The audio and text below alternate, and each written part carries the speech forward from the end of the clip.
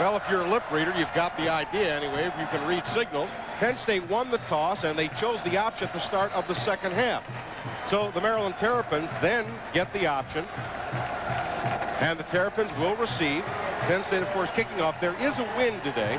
Again, it's swirling around the stadium, but the field is sunk below ground level, so how much the wind will be a factor remains to be seen. It is coming at about 12 miles per hour left to right. There are your officials for today's game. Donald Safford, the referee, the umpire. Rosario Amato, linesman. Richard Tyndall, line judge. Edwin Jackson. Jerry McGee is the side judge. Field judge is R. Williamson, and Ronald Huggins is the back judge. So I guess, George, Joe Paterno wanted the wind more than anything else in the first quarter. That plus, I think he knows to win the game, he has to establish some kind of a defense against this Maryland's offense, and he wants to get right to it. You know, we get so excited about opening day in Major League Baseball and all the sports, and I'm wondering, as a former head coach yourself, what's it like for the head coach on opening day? Is it different than the other games in the season?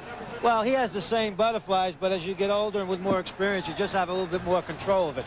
Both coaches really, in some ways, are on the spot today. Maryland, with their preseason tremendously high rating, puts Coach Ross on the spot. Joe Paterno wants to come back off a bad end of the season last year, reestablish Penn State as one of the top teams in the country. Today, Joe Paterno begins his 20th year as the head coach at Penn State. His record over those 20 years, 176 wins, 43 losses, and 2 ties. Bobby Ross is in his 4th year at Maryland. His record 25-11. They have won 7 games in a row. They have been to 3 consecutive bowl appearances under Bobby Ross. Now, a year ago, Penn State beat Maryland 25-24 at State College on October the 6th. That was the 20th consecutive win for Penn State over Maryland. The series record, Penn State 27 wins, only 1 defeat. That 1 defeat came in 1961. You'll remember the quarterback who engineered that then Maryland upset, Dick Shiner, who went on to play in the National Football League. That has been the talk in the D.C., Baltimore area all week long about the losing streak. There have been games which Maryland felt perhaps they could have won, last year's among them. Massimo Manca will be kicking off for Penn State. Again, he will have a wind at his back, slight. It is swirling around. Keita Covington, who is a starting defensive back, number 1, is the deep man in the triple safety. The 1985 college football season all set to get underway. We're glad you joined us on TCS for Eastern College Football. What a game we've got for you now. 2 teams ranked in the top 20. Some people feel Maryland a legitimate contender for a national championship. In about 3 hours, we'll find out how legitimate contender they actually are.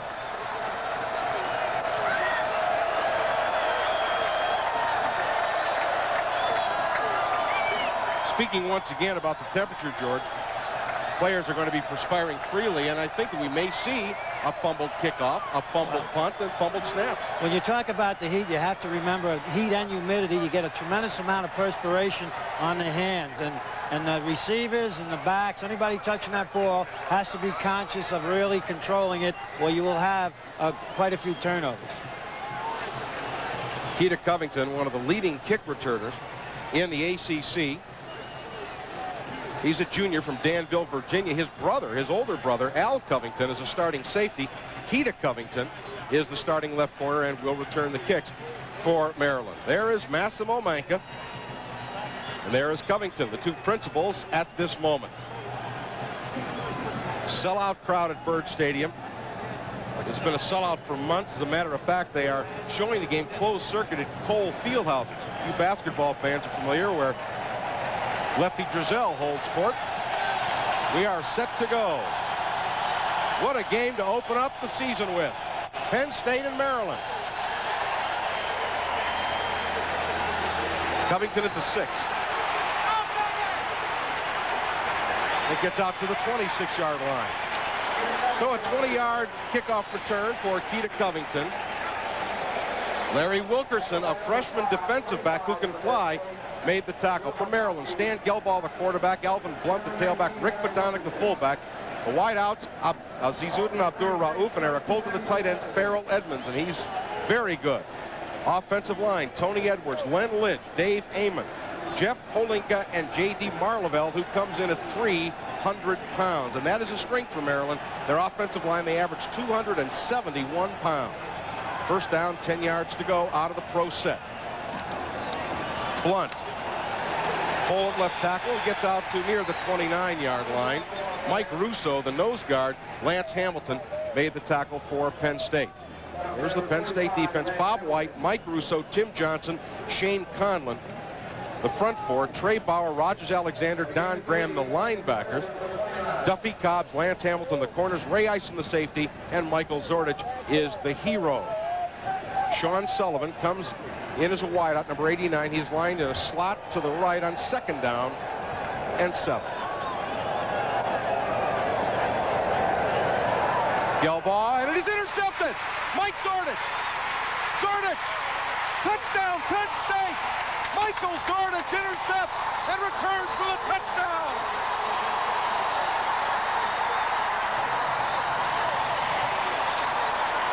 Stan, that time, that was just a bad play by Gelbaugh. They had 2 wide receivers to the wide side of the field, Sullivan and Abdur Rauf. Now, Gelbaugh does not see Zordich step in front. He made a great adjustment on the ball to catch it and intercept it. And with his real good foot speed for a strong safety, takes it in for the touchdown. Great break for Penn State early in the game. Michael Zordich, the senior and captain from Youngstown, Ohio. Massimo Manca will attempt the extra point. Matt Kisner to hold. Kick is up, and the kick is good. What a beginning. We've played just 50 seconds of the football game. Michael Zordich makes the big play. 14-10 to play in the first quarter. We've got a timeout. Penn State 7, Maryland nothing. We'll be right back after this.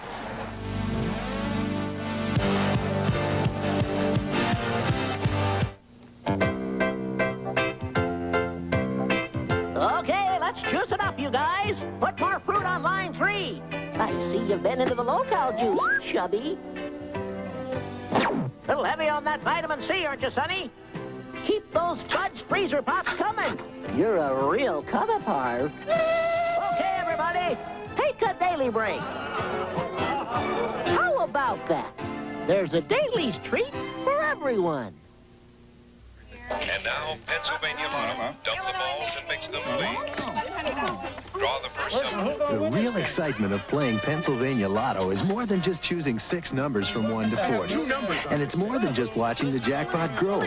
The really exciting part is watching the live Lotto drawing and knowing you could win. Draw the 6th number, please. The Pennsylvania Lottery's Pennsylvania Lotto game. With hundreds, thousands, even millions of dollars in prizes. It could happen to you. You that the broadcast cablecast rights to this game are granted by the University of Maryland and Jefferson Pilot Teleproductions to TCS. Any rebroadcast or other use of this telecast without written consent is prohibited. The announcers on this telecast have been hired and paid for by TCS in consultation with Penn State University. George, I've got to believe that's a play that Penn State scouted. They are familiar with it, and they thought that perhaps on that second down and long, they anticipated the play. Well, they put 2 wide receivers to the wide side of the field, and then with Sullivan in the slot. He was going to go, he was running a quick out, trying to get the first down. Now, what happened there, it shows what happens when you change your defenses. Zordich lined up near the line of scrimmage as if he was going to play the run. At the last minute, dropped off to play the slot man. Gelbaugh made a mistake, didn't see Zordich, threw the ball out there. Mike stepped in, made a fine interception, and took it in for the touchdown. Here it is. Now, Mike Zordich shows a lot more foot speed than I thought he had for strong safety. Almost got run down. Now, what that has done for Penn State, aside from getting the points, and we know that Maryland comes back, it's a tremendous lift for their defense. Oh, unquestionably. You know, another thing about the defense, by the way, that's a 32-yard interception return by Michael Zordich. As we introduce the defense, and we'll show them again, we have them listed as a 4-4. That is really a matter of semantics, and we'll get into that, exactly what kind of defense Penn State is playing. Well, Covington's getting a lot of practice. This kick comes down at the 3. Good defensive play on the special teams by Trey Bauer. They'll make it Barry Bookman, number 26, who came down. Covington does not get back to the 20-yard line. He gets out to the 15, and so Maryland will start out in 4 field position. So far, a great day for Penn State heroes. Buckman is the substitute for Zordich, so both players in that position have made a contribution already. Well, Maryland, as you know, is a great from-behind team. Anyone who remembers last year's Miami of Florida game.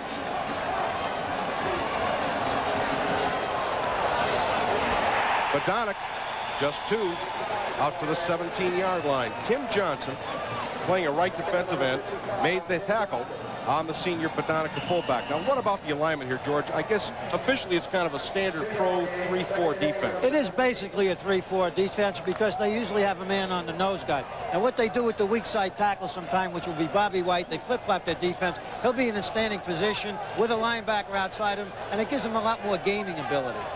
2nd down and 8 for the Terrapins at their own 17. Play fake. Conlon blitzes, and the pass will get on the flat to Badonic. 1st down and more. He's finally run out of bounds at the 34-yard line.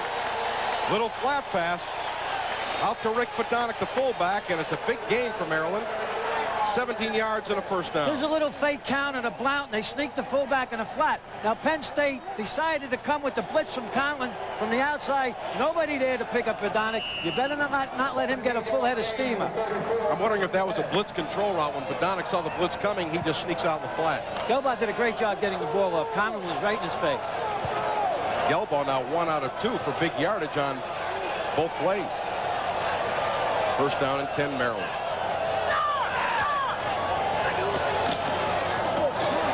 Badonic finds a hole. He's got good yardage out to the 44-yard line, and very near another Maryland 1st down. Shane Conlon, senior from Frewsburg, New York, finally brought him down, but the gain is about 9. A bit more than that. It'll be 2nd down and short. Well, you see, Roger Alexander just kind of overruns the play. Now, Ray Isom, 22 to safety. He should have filled to the inside. He was a little careless, got too much to the outside. Badonic made a nice cut. 2nd down and very short yardage, so it's a play. Penn State must be careful. Edmonds, the tight end, comes to the other side. Gelbaugh, a lot of time. Over the middle, incomplete. Pass is intended for Azizudin Abdur Raouf, number 87, but obviously way too tall. Incomplete. It'll bring up 3rd down and just a few inches for a 1st down. Dan, we referred to at the top of the show about perspiration on the people's hands. Now watch Gelbaugh here. He has Raouf open. Now it seems to me that the ball just gets away from him. And this could be from the excessive humidity, which causes a lot of perspiration on the hands. That ball just took off. It wasn't near the receiver. Right, Penn State now lines up in a short yardage defense. 5 men across the front. 3rd down and inches. Badonic has the 1st down easily. Rogers Alexander met him across the 45. Ray Isom cleaned up on the tackle, but the gain is 2, and it gives Maryland a 1st down, their 2nd 1st down of the ball game. Stan, Badonic is probably the best short yardage runner in the country. When you need a yard or 2 yards, he's tough. He's awfully tough. He's only 5'9", but he weighs 217 pounds. He is a senior from West Farmington, Ohio. He has performed exceptionally well against Penn State over the years. Now we're going to have a referee's timeout. Trey Bauer down on the play, number 35. Bauer, a junior from Paramus, New Jersey, 6'1", 212 pounds. He and Bob Onko are rated even. One of the inside linebackers. Both will play a great deal today. Both will play a great deal throughout the season. George, what about the defense now that Penn State's lining up in? Well, as I said, they're lining up what the pros are calling a 3-4 with a man on the nose guard. But what they do a little differently, they take their weak side tackle, which is Bob White, who's a former defensive end, and they do different things with him. He'll be in a 2-point stance or a 3-point stance relative to what the defense is. It gives them the ability to do a lot more stunning, because sometimes, you know, they go and they bring Zordich up, who's a strong safety, but also an outside linebacker. They got 5 linebackers in there. Now, I think what they're trying to do, they're feeling each other out.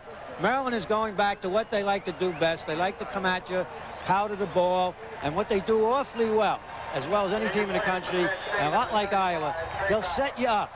They'll even waste the play to set you up. They'll pound 1 or 2 plays in the same area. Somebody's checking the secondary. Then they'll come out with some kind of a boot action, trying to get one-on-one on a receiver on a defensive back, and then go for the long one. And they do it very well. A year ago against Penn State, Maryland threw 48 times. Gelbaugh completing 22 of those for 1 touchdown. Bob Ontko junior or sophomore, number 93, replaces Trey Bauer. 1st and 10 Maryland, their own 46. This is Blunt, the tailback, drives forward to near the 50-yard line. Shane Conlon made the initial hit. Bob White cleaning up on the tackle. There's Trey Bauer. He may have been a fallen victim to the heat this early on.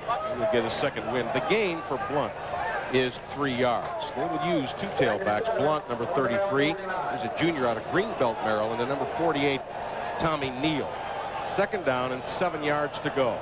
Receiver split either side. Now a pro set. Badonic trying to get outside. He will not get there. Good run support by Lance Hamilton. That's textbook for a corner to come up on run support. You called it, Stan. You can't play it any better. The Yen strung it out, Graham strung it out, and then Hamilton come up and really finished him off. You cannot let Badonic turn upfield. Now, when he's running sideways, sideline to sideline, you got a good shot at taking him down. When he squares away, he's like a little bowling ball coming at you with a low center of gravity. He's awfully difficult to tackle. A good play by Donnie Graham, who fought off the block and forced the play outside. The gain is 2. It is 3rd down and 5. Again, Maryland lines up in that slot right. Gelbaugh throwing sideline, and it is caught for a 1st down at the 32-yard line. The pass complete to Abdur Rauf, and it's a 1st down completion for Gelbaugh into Penn State territory at the 32. Well, as we just said, see, they just set it up. Now they fake. He comes out on a boot action. It's contained very well, but he has Rauf on a nice pattern. An out pattern. He wanted the 1st down, and that was a fine throw. Shane Conlon, number 31, almost was able to get a hand on it. You saw him leaping through the air. But it was not to be, and Maryland picks up the 1st down. Their 3rd of the game, 1st down and 10 yards to go. Motion holder to the near side. Blunt driving hard inside the 30 and down to the 28-yard line. We'll give him a gain of 5. It'll be 2nd down and 5. Pete Kirkendall and Chris Collins made the tackle for Penn State. So Penn State, again, substituting freely on defense. As I was going to say that, Stan, they've already started to substitute their down people. Matter of fact, Ayatoa Polamalu is in at nose tackle. Now, you'll remember him as Al Pola, and he changed it back to his Samoan name, his full Samoan name. 2nd down and 5. Blunt stutter stepping, trying to get outside. He's hit hard near the 25-yard line. Bob Onko and Rogers Alexander make the tackle for Penn State. That'll bring up a 3rd down and short for Maryland, just inside the 24-yard line. 3rd down and around 2.5. Well, Maryland's starting to show a little bit of a pattern. When they put the two receivers to the wide side of the field and run the ball, they run into the tight end. They run over Marlavelle and that big tight end Edmonds. 9:20 to play in the 1st quarter. In case you joined us late, Penn State leads 7-0 on an interception and return for a touchdown by Michael Zordich. 3rd down and 2. Badonic. He's got the 1st down to the 21-yard line. Again, Badonic is not fancy. He merely gets the job done. And so Maryland doing a great job. They started this drive at their own 15-yard line. They have it at the 21-yard line. Stan, nothing fancy in the blocking schemes. This is just a wedge. You see the whole left side of the line wedges together, and Badonic follows the wedge, finds the crease, and with his power, he's tough to stop. Badonic, 18 yards on 5 carries.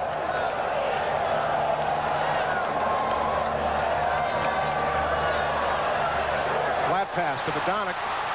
Good job coming up to make the tackle, Michael Zordich. On the play will gain a couple of yards, but had Zordich not been able to make that open field tackle, Badonic may have been in for the touchdown. Well, it was a fullback screen. They swung Badonic out of the backfield with 2 linemen in front of him, hoping to get him facing upfield where he could use his power. Zordich came up and made an ankle tackle. Beautiful play. That's one of the things that Zordich has improved on. A year ago, he was always trying to make tremendously hard hits in the open field. But this year, you've got to make the open field tackle. And now we've got a time on the field. Lance Hamilton is going to come out of there. Well, that's a tough thing to teach people in the secondary. You know, you want to play a hard game and hit hard, but the objective of their play is to stop the ball carrier any way you can. It doesn't make any difference how hard you hit him. And when you get a good ball carrier in open field, if you try to hit him too hard, sometimes you miss him altogether, and he makes a big gain out of it.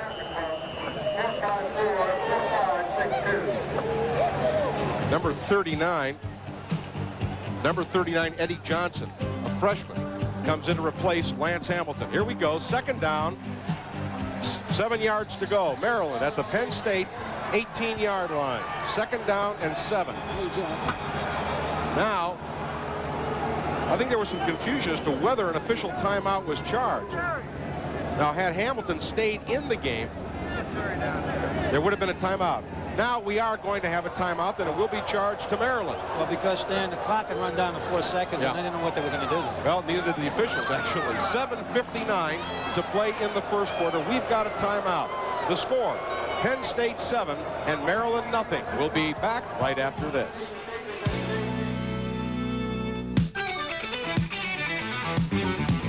Penn State 7-0. The Terps on a long drive of 12 plays. 2nd and 7. Gelbaugh intercepted. Pete Giftopoulos, the sophomore linebacker, still on his feet, and finally run out of bounds at the 40-yard line. Well, Stan, they just put Giftopoulos in there. He's previously a tight end, and he was in the perfect spot once against Gelbaugh. Watch Gelbaugh here. He makes a bad throw. He fakes the Bodonic. Giftopoulos coming across from his inside linebacker position. He steps right in front. Another good break for Penn State, and he runs pretty well with the ball. He's 243 pounds. He's from Hamilton, Ontario. Played a little tight end last year. You see the drop here, coming across from his inside linebacker spot. Well, big break for Penn State. They start out their own 36-yard line. This is their first snap from scrimmage. Dozier in motion. This is Steve Smith. Finds a hole up the middle, gets out to the 40, 41-yard line. Steve Smith, the fullback from Clinton, Maryland, not too far from here. It's a 5-yard game. Bruce Messner made the tackle. Here's Penn State starting offense. John Schaefer, quarterback. Dozier and Smith, the running backs. Eric Hamilton and Ray Roundtree, the wide receivers. Dean DeMidio is the tight end. Offensive line, Mark Sickler, Mitch Farrat, Rob Smith, Todd Moles, and Chris Conlon at tackle. 2nd down and 5 yards to go. This time they line up in an I. Smith again, not much doing. Gets out to the 43. That'll bring up a 3rd down and long 3. Richie Pettibone made the tackle for Maryland. If the name sounds familiar, it should be Richie Pettibone, defensive coach of the Washington Redskins. You'll remember him playing years and years ago for the Chicago Bears. Shankweiler, Ted Chapman, Bruce Messner, Neil Sampson, Scott Tye, Steve Kelly. That's the front 6. They play a wide tackle 6. You see the linebackers. 3rd down, short yardage. And the pass complete out on the flat, and it is good for a Penn State first down at the 48-yard line. Throwing out to Steve Smith, the fullback. Chuck Fawcett and Keita Covington make the tackle on Steve Smith for the first down. This is a great play for young John Schaefer. First 3rd down situation, he throws a perfect pass to Smith coming out of backfield, just enough underneath to get that first down. Wide to the right is Mike Alexander. He's new. He's a junior college transfer. He's from Piscataway, New Jersey. He's number 9, wide to the right side. First down, 10. Schaefer will go back to throw again. Looking for Alexander, and it is incomplete. Interference. Interference will be called on Keita Covington. He was all over the back of wideout Mike Alexander, the junior from Piscataway, 6'2", 189. No question about it, Stan. If you're going to draw up an example of what interference is, that's it here. He tackles him before the ball even gets close to the receiver. The replay shows conclusively that it was interference, and so it gives Penn State on the penalty of first down. More important, the ball was there, and Schaefer so far has been on target for the first 2 passes. Now you remember that the change in college football came a year ago in pass interference. Defensive pass interference. First down. It's a 10-yard penalty from the line of scrimmage. No longer an automatic first down from the spot of the foul. And they passed on first down, which was encouraging. They came right back to the pass after getting the first down with Smith, and they got a big play out. 1st and 10 from the Maryland 37. That is Michael Timpson, the freshman, in motion. Dozier. Halfback pass. Timpson's wide open. Incomplete, just off Timpson's fingertips. DJ Dozier and Michael Timpson almost able to hook up on the halfback pass, just inches long. They call it a game of inches. I tell you, it wasn't a bad pass, and maybe Timpson turned around a little too soon looking for the ball. DJ does a fine job of faking the run, gets it high enough, And this is what you want. You want a man like with Timpson's speed to run under it just off his fingertips. Boy, that was close. 2nd down and 10. Well, the Penn State guns are blazing. They line up in the slot to the right with Roundtree. That is Eric Hamilton, motion far side. Dozier, wing left. Draw play to Smith. Got open field. 30. 20. And down to the 17-yard line, Steve Smith. Keita Covington made the touchdown-saving tackle. The big fullback from Clinton, Maryland, a senior at 6'1", 226 pounds. Well, Stan, it not only was an excellent call from their spread formation, a great trap block by Farrat or Moles. They couldn't see the number. It was a beautiful draw play. It was Todd Moles back to his guard position that sprung Smith up the middle. Good seal block by Rob Smith, and as George points out, Todd Moles with the great trap block. 1st and 10, Penn State. Schaefer is sacked. They caught him on an outside blitz. Scott Shankweiler, the outside linebacker, made the tackle. Now, we talk about a wide tackle 6 and 6 people up front, but really, George, the guys on the end like Shankweiler are outside linebackers. Yes, they list them as ends, but they're outside linebackers. They play with 4 tackles. They cover your guards and tackles. And those 2 outside people are linebackers. Now, that time, Maryland guessed right. Penn State, but the important thing about Penn State, they're not afraid to pass on 1st down. Shankweiler is a senior from Camp Hill, Pennsylvania. 2nd down, 16.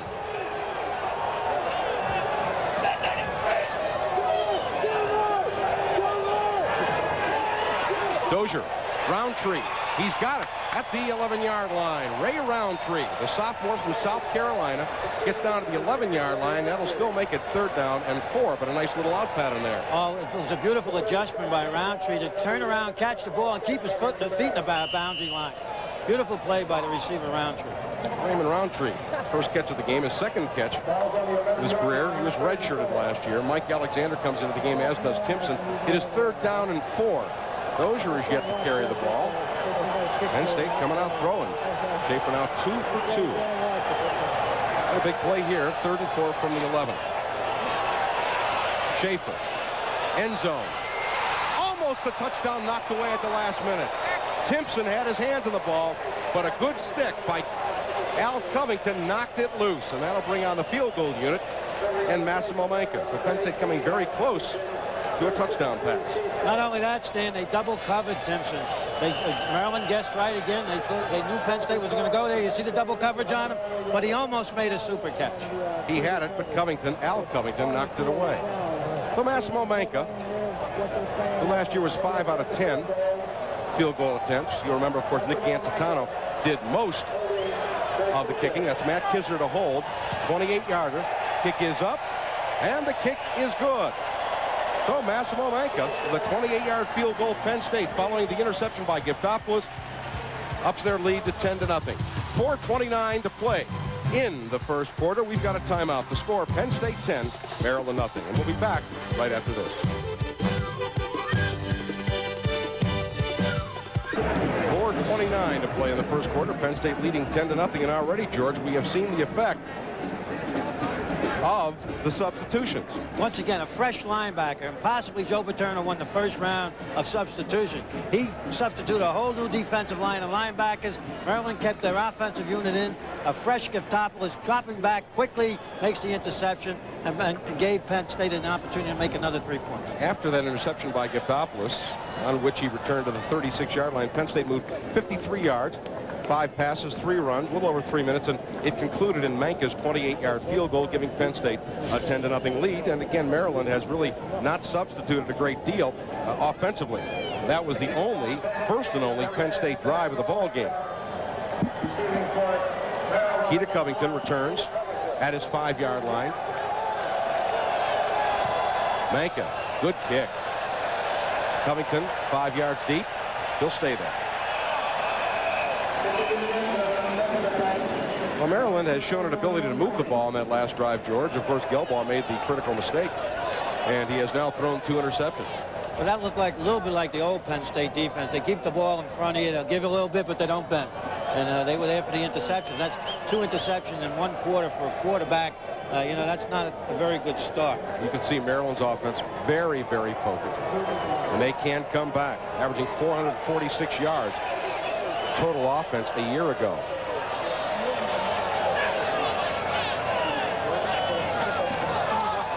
Scriber, backup fullback, cuts upfield and gets 3 to the 23-yard line.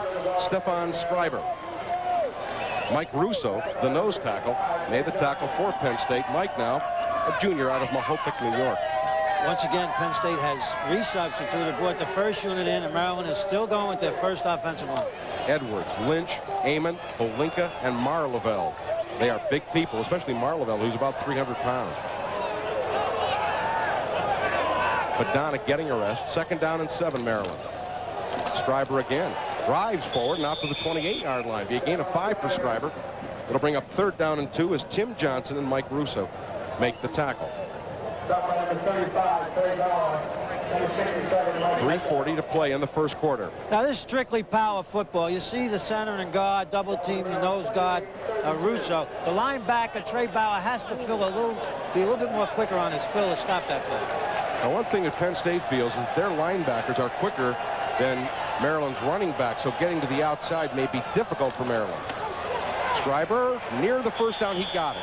Just across the 30-yard line. He took an initial hit from Mike Russo, but kept his feet, and Trey Bauer cleaned up. But Scriber, who's a pretty big size fellow at 6'3", 225, kept on driving for the first down. Well, they offset Russo to the side, and then Russo and Bauer both came, and they almost stopped. Have to do a little bit more of that. Maryland, 5 first down. Barry Bookman comes into the game, replacing Michael Zordich as the hero back. He is number 26. Made a key tackle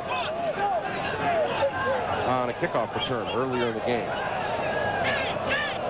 It's Edmonds, the tight end, who broke in motion. The pass on the flat, and is complete out to the 47-yard line. The pass complete to James Milling, wide receiver, tackled by Ray Isom, number 22. But the gain is about 16 yards. Okay, this single coverage out there. Penn State's in a zone defense. It's a first down play. It's just a little turnaround. It's a good throw and a good route by the receiver, Millen. Gelbaugh has now completed 4 out of 7, 53 yards, but he has been intercepted twice, 1 for a touchdown.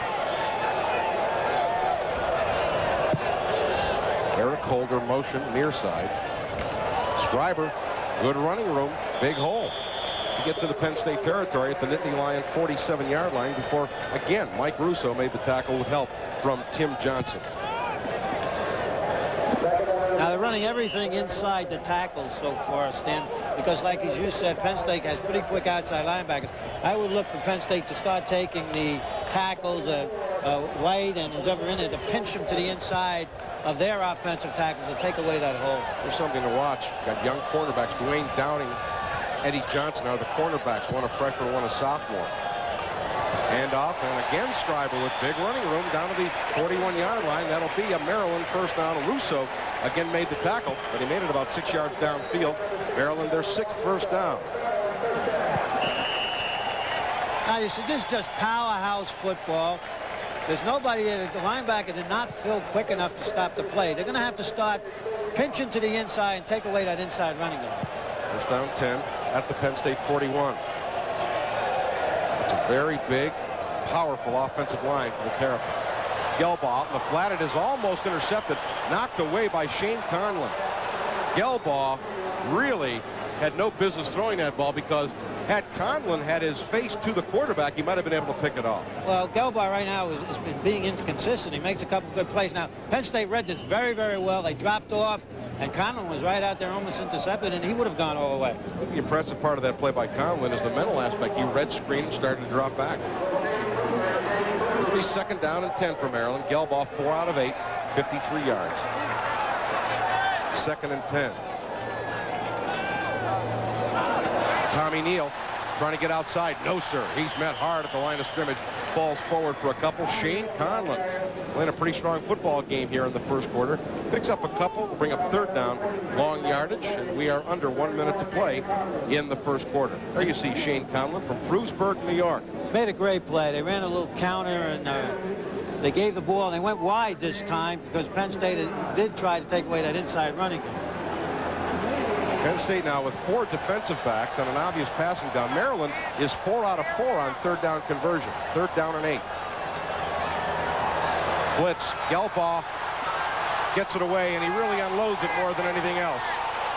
It'll be incomplete. The Maryland fans want pass interference called on Bob Ontko, who was over there covering Tommy Neal, but they will not get the call. Matt Johnson and Donnie Graham came on the blitz, and it'll bring up 4th down and 8 yards to go, out of field goal range. And that'll bring on the Maryland punter, Darrell Wright, a sophomore. Stan, that was an uncatchable ball also. The ball was nowhere near the receiver.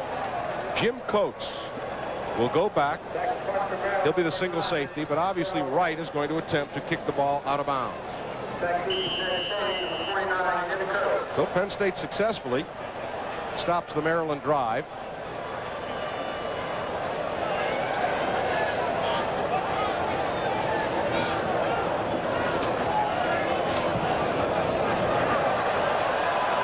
Coach signals fair catch. Maryland tries to down it, and will they get away with it?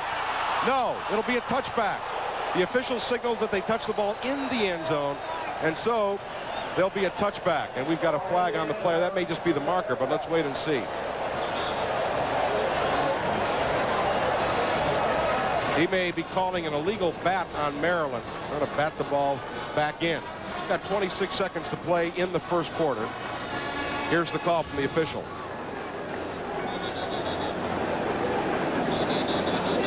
Well, for those of you who have a closed caption for the hearing impaired television, you're all set. It is an illegal bat. We've got 26 seconds to play in the first quarter. One of those fouls where there's no penalty. Let's pause 5 seconds for station identification. This is the TCS Sports Television Network.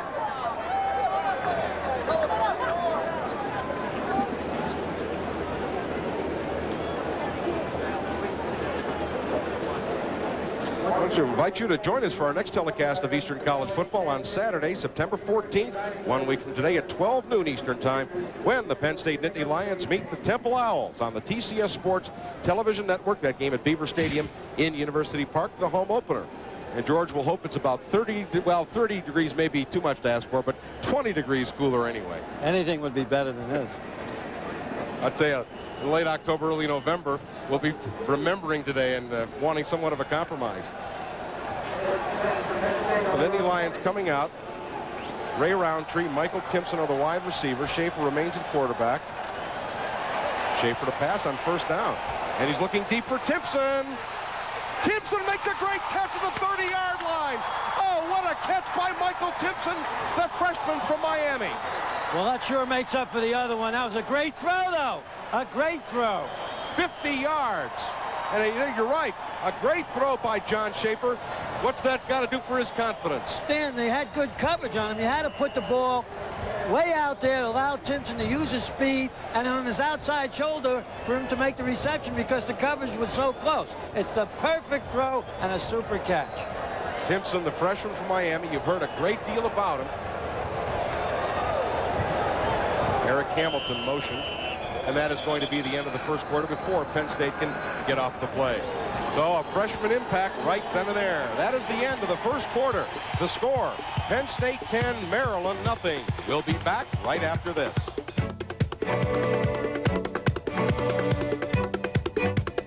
Begin the second quarter of play. Penn State leading Maryland 10-0, and the Nittany Lions with the ball in the Maryland 30. First down and 10. Schaefer now, 3 out of 4, 68 yards. We have a new backfield. David Clark, number 48. Tim Manoa, number 44. Schaefer, left sideline, and incomplete. Juggling the balls, he went out of bounds, was Mike Alexander near the 25-yard line. That'll bring up second down and 10 yards to go. There is the total yardage in the first quarter. Maryland has the advantage. It's 50 of Penn State, 68 passing yards coming on the play to Michael Timpson, the last play of the first quarter. As you can see, Maryland very well balanced. What has hurt them, of course, the 2 interceptions that Gelbaugh has thrown. Second down and 10. Dozier back in the ball game paired with Manoa. Dozier has yet to carry the ball. This is his first carry. 25 and down to the 23-yard line. Dozier making a nice cut on the counter play. Gets 7 on his first carry of the game. Chuck Fawcett and Al Covington make the tackle for Maryland. And he got a fine block by Conlon, number 57, the tackle. He pulled out and hit the corner, enabling DJ to cut up inside.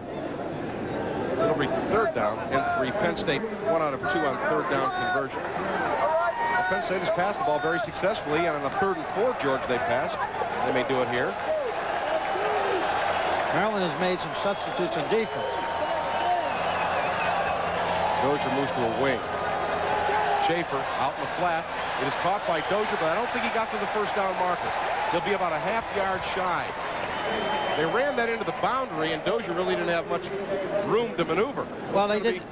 4th down at about 2 feet. That's by design. They just wanted to flick it out there to get that first down, hoping that the linebacker wouldn't get over there that quickly. But it's the first big decision for Joe. I'm sure he's going to go. He is going for it. Tim Manoa comes into the ball game. He is the best blocking back that Penn State has. Dozier also in the ball game. You're going to probably see a power eye here because Smith, Manoa, and Dozier are in the game. You got a double tight end, and Schaefer's going to call a timeout. Wasn't sure of the alignment, and on 4th and a foot, and there were only 3 seconds to go on the 25-second clock. So Penn State will use one of their timeouts. 13:34 to play in the first half. We've got a timeout to score. Penn State 10, Maryland nothing. And we'll be back right after this.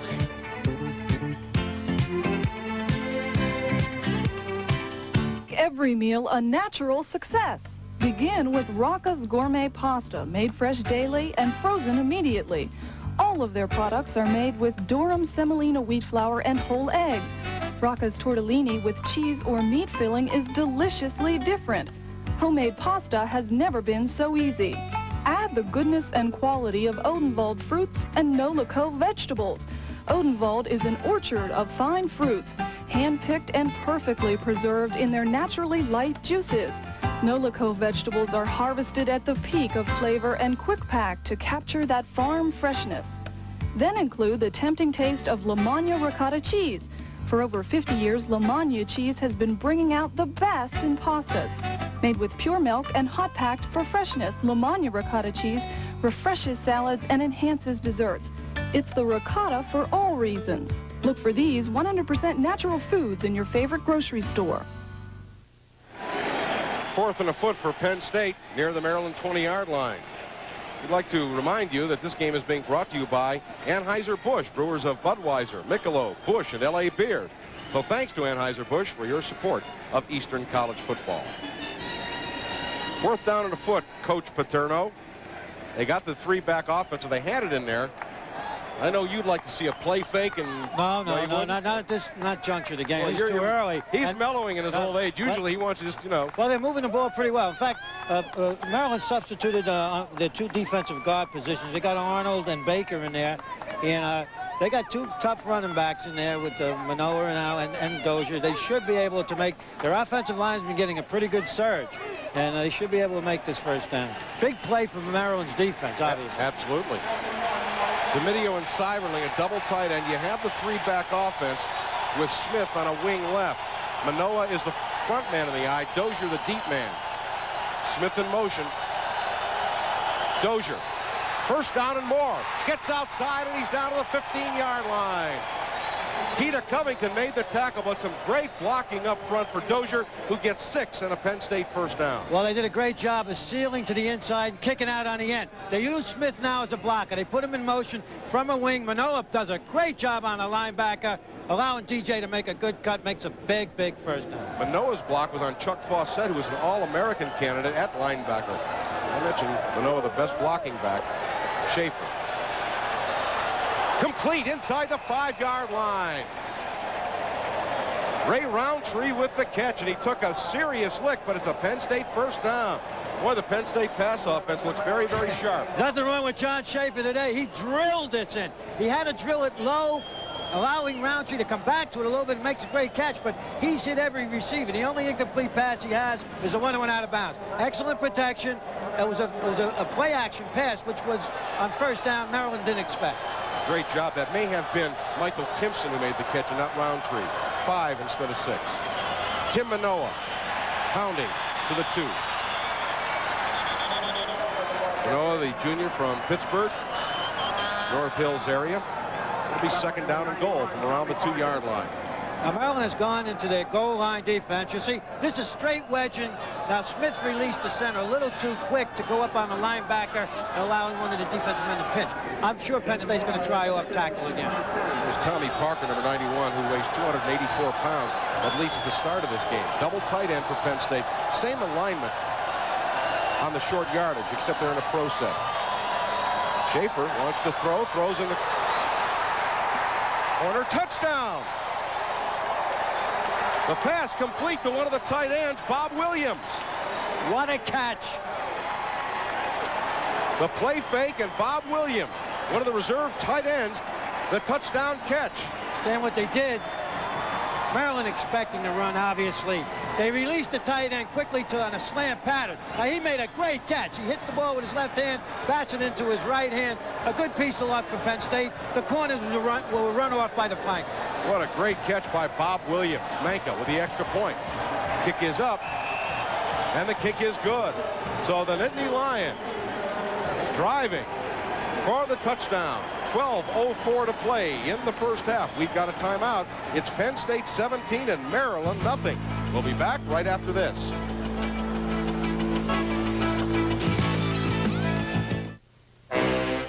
We were working Yellow Pages out of Bell Atlantic. A local shopkeeper couldn't beat the competition, so she beat it out of town. You want to tell us about it, ma'am? I don't know what to say. Your competition does. Frank? Is there at? In the Yellow Pages. And you're just a name and a number. I guess I was wrong. Right.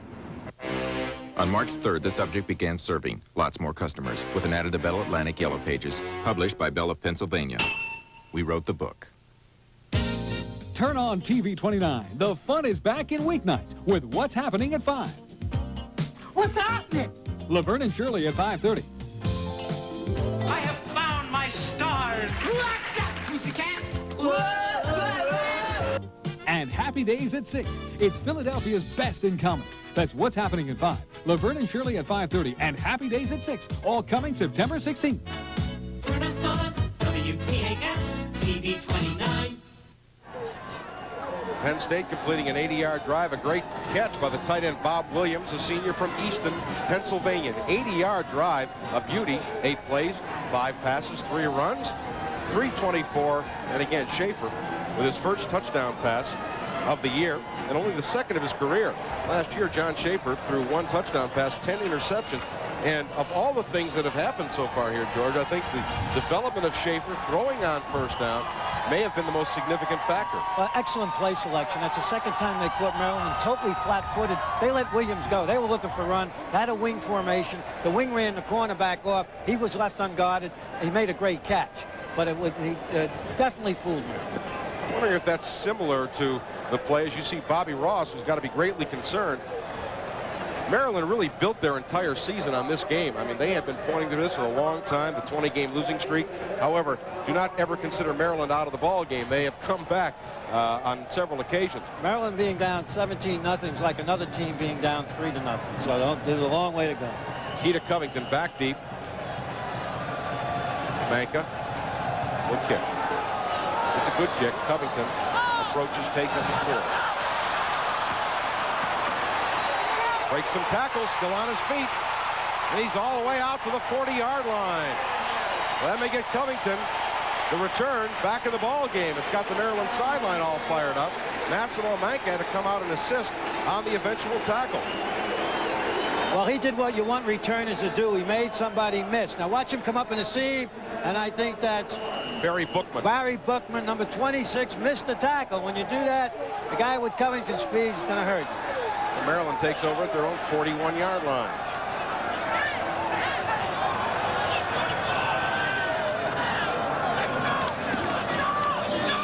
Gilbaugh gives to Blunt. Got some running room. It's about 2 yards out to the 43. Mike Russo and Rogers Alexander made the tackle for Penn State.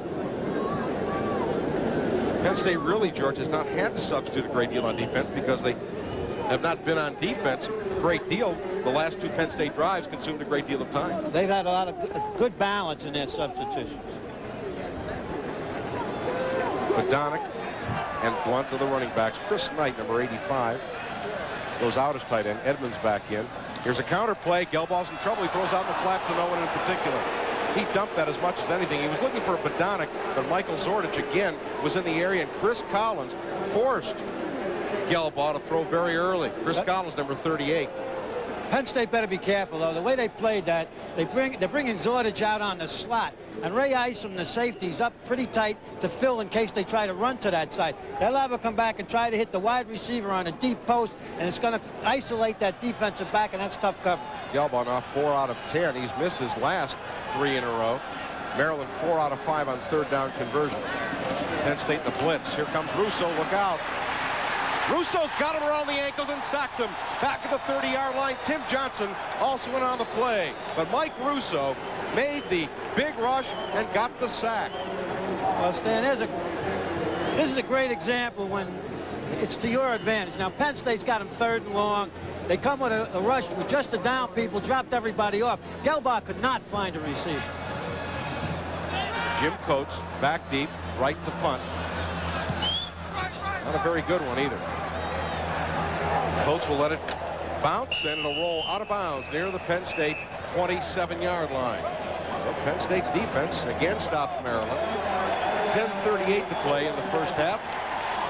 Penn State with their 17-0 lead. And the Nittany Lion offense will come onto the field. 10:38 to play in the half. We've got a timeout to score. Penn State 17, Maryland nothing. We'll be back right after this. 17-0 will take over at their own 27, and the Nittany Lions have gone with a complete second-team offensive line. Stephen Davis, Rich Cousy, Keith Radisick, Steve Wisniewski, Leo's younger brother, the freshman, and Dan Morgan. Uford Cooper is the fullback, and David Clark is the tailback. This is Cooper. Not much doing there. Half a yard at best. Richie Pettibone made the tackle for Maryland. Let's call it no gain and bring up 2nd down and 10 yards to go. So we'll see how that second-team offensive line does for Penn State. Kevin Walker also helped on the tackle. Sophomore from West Milford, Pennsylvania. A lot of Pennsylvanians on this Maryland team.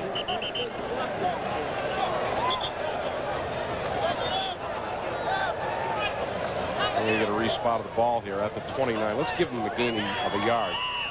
2nd down and 9.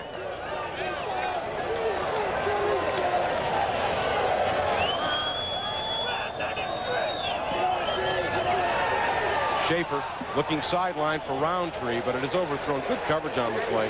One of the outside linebackers dropped off. Steve Kelly, number 53. He had Roundtree all the way. That'll bring up 3rd down and 9 yards to go. Schaefer now 6 out of 9, and he has the 1 touchdown. Penn State 1 out of 3 on 3rd down conversion. Excellent defensive anticipation by the Maryland defense. They're starting to play those 4 big guys to the inside. I think Penn State can run the ball outside. Get DJ back in there and try to get outside.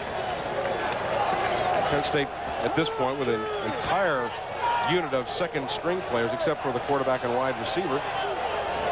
Would like to move the ball, give that first offense a little bit more rest. Schaefer almost falls. He goes back. Got room to run. There's a flag down. Wide open is Clark, and he drops it. Penn State's going to get called for a holding anyway, but it would have given Penn State an option. As it is, David Clark drops the ball. Maryland will decline the penalty, and Penn State will be forced to punt. Well, so far it's been a well-played game, and you know, the back that dropped the ball, when he comes back and he sees a penalty, that's one of the few times as a ball player you're glad you got penalized today. So the goat horns go off you. First punt coming up for Penn State. Second punt.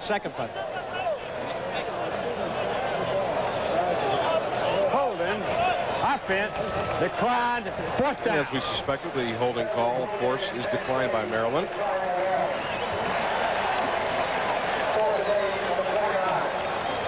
You really can't see Clark wide open there. As you saw the secondary, they came over on the coverage. The safety did when they saw Clark being that wide open. Keita Covington is back. The first punt of the game for John Bruno, who averaged nearly 42 yards per punt last year. Watch out, they got a punt block on. Bruno gets it away, and it's a pretty good kick. Could use a roll, doesn't get one. Goes out of bounds at the 29-yard line. Well, it's a 42-yard punt with no return. A good job by John Bruno. 9:39 to play in the first half. There's a timeout on the field. Penn State still leading it 17-0. We'll be back in just a moment.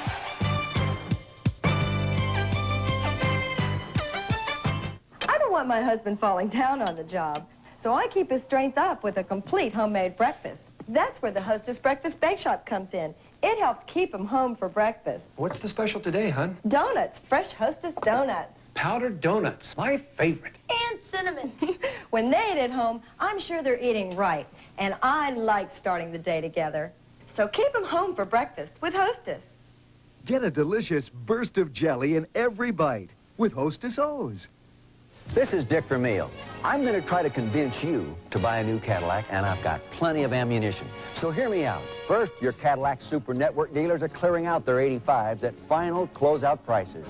Second, for a limited time, you get a special 7.7% interest rate if you buy an 85 Fleetwood, DeVille, or Cimarron. You can save thousands of dollars if you act now. 7.7%, fantastic. Visit your Cadillac Super Network dealer. That will convince you. After the punt by John Bruno, Maryland will take over near the 30-yard line. 9:39 to play. Both teams substituting freely. At least Maryland has on defense, but on offense, George, they have pretty much gone with the first-team offensive line. Let's see how this matchup goes. You got Maryland's first-string offense against Penn State, second-string defensive line and linebackers. Although we should mention that Penn State, by and large, has their first-string defensive backs in, but with second-team linebackers, some of them, and a second-team defensive line. Yell ball. A lot of time. Sideline. Caught for a first down on the far side at the 41-yard line. Running out of bounds. Good gang tackling by Penn State is Abdur Raouf. Maryland fans want a penalty flag drop. They did get one. Now that is not intelligent football. Well, there's a yell. There's a flag, yeah. It's going to go 15 yards, perhaps, against Trey Bauer. Lance Hamilton made the initial hit, but Bauer came up after Raouf was over the sideline. Again, there's an example. Once you have the play made, no matter how hard you hit the man is irrelevant. It cost him 15 yards. Defense, first down. So that turns into being a 25-yard play for Maryland. You see, now he makes a good catch. Single coverage and against zone defense. And Holder tries to spin out. Now right here, 31 should have let him go. Shane Conlon, I believe, the penalty line.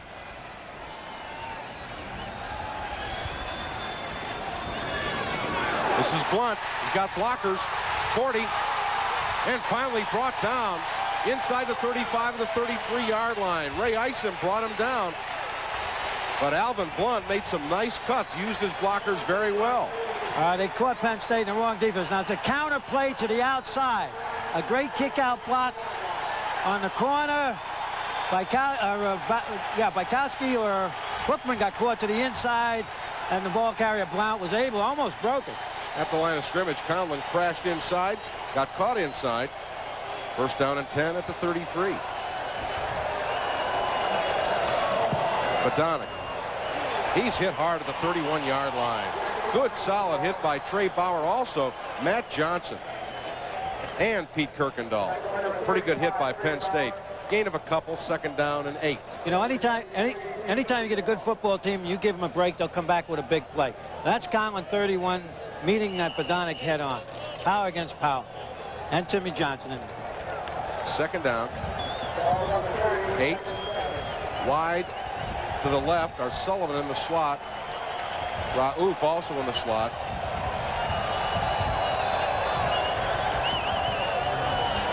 Gelbaugh to Badonic, and he's got it near the 27-yard line. A little flat pattern. Duffy Cobb came up to make the tackle on Badonic. He had help from Pete Giftopoulos.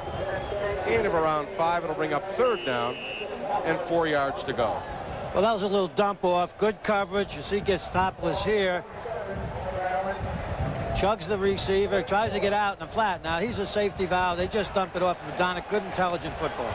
Maryland 4 out of 6 on third down conversions. There you see Giftopoulos, sophomore from Hamilton, Ontario, has got a reception today.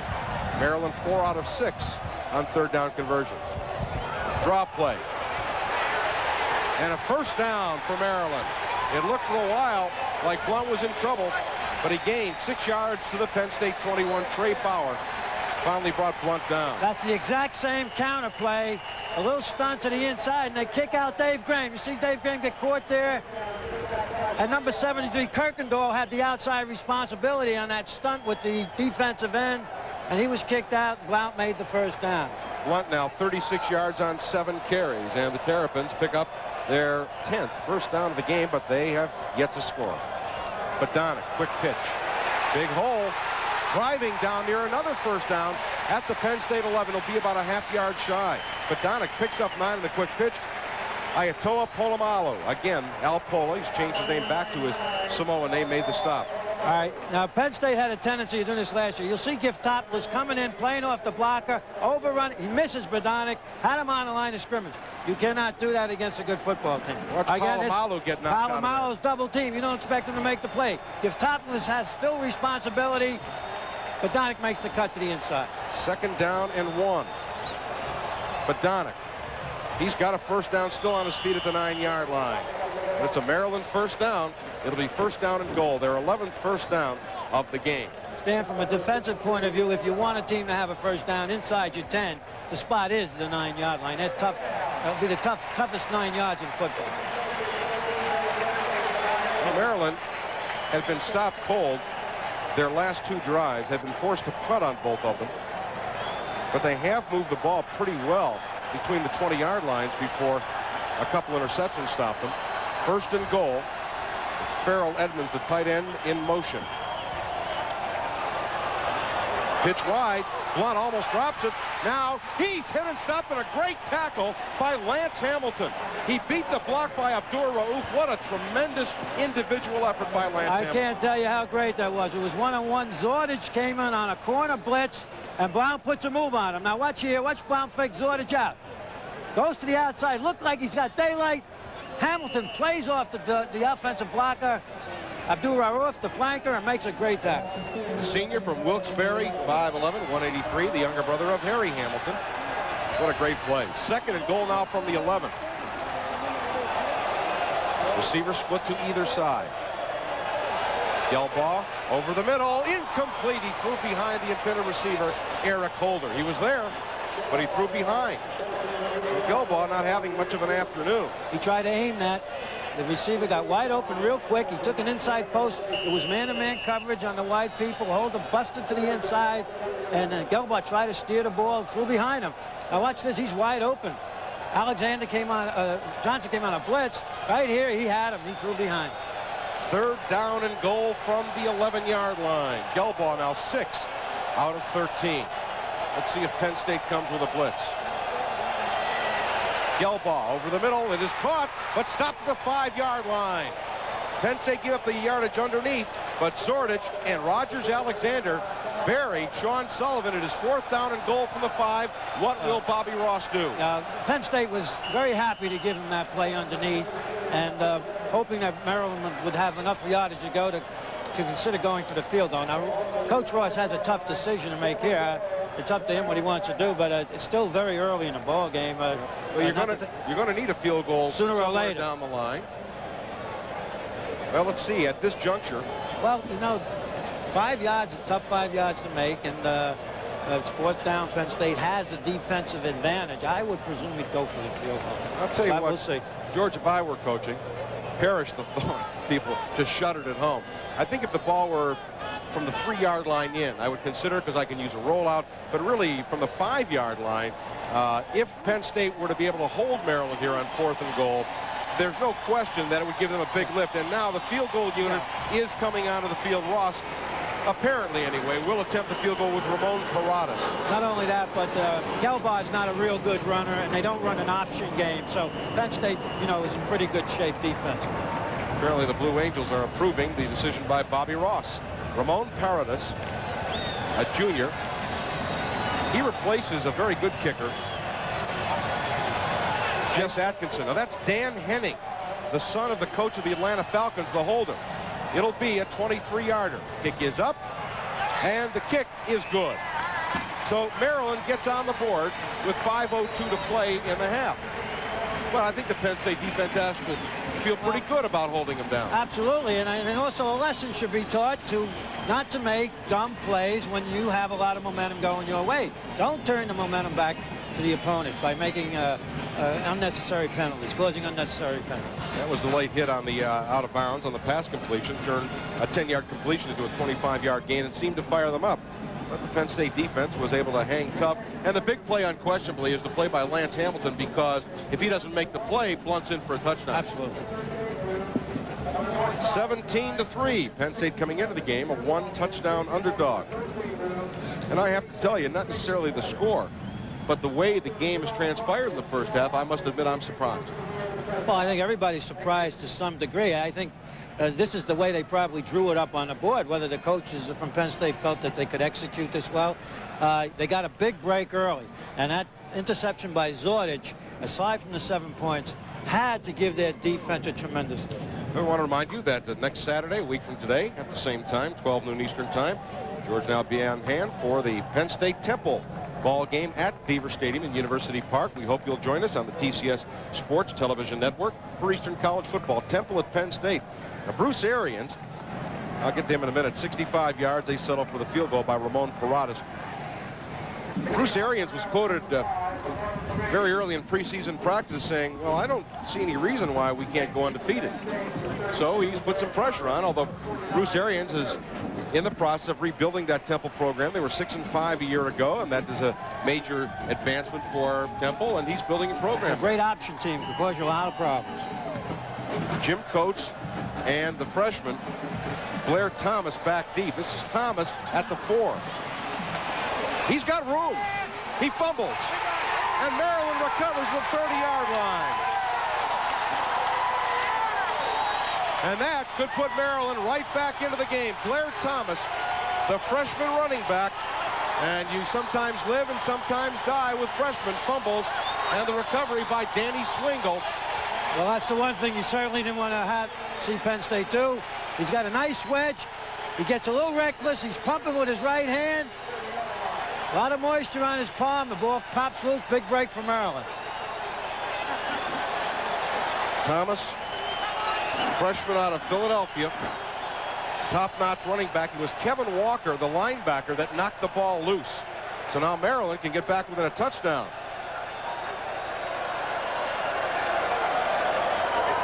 Blunt cuts inside, hit hard at the 28-yard line. Good play by Shane Conlon.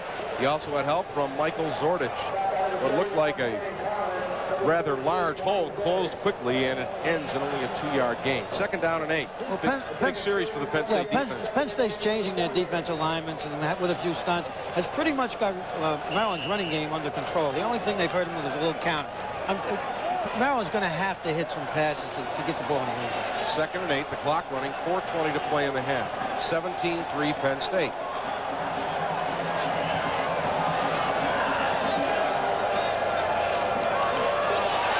Blunt, blockers to the outside, hit hard at the 23, near the 22-yard line. But a good gain for Alvin Blunt. Lance Hamilton came up to make the tackle. What a sizable gain. It'll be 3rd down and 2 yards to go for the 1st down. That's the 3rd time they've run that play. It's like a counter draw to the outside, seal off to the inside, kick out. They get the defensive end up the field a little bit, and they're running that very successfully to the sidelines. Hamilton shaken up a bit on the play. Eddie Johnson, a freshman from Lindenwold, New Jersey, number 39, is on the corner.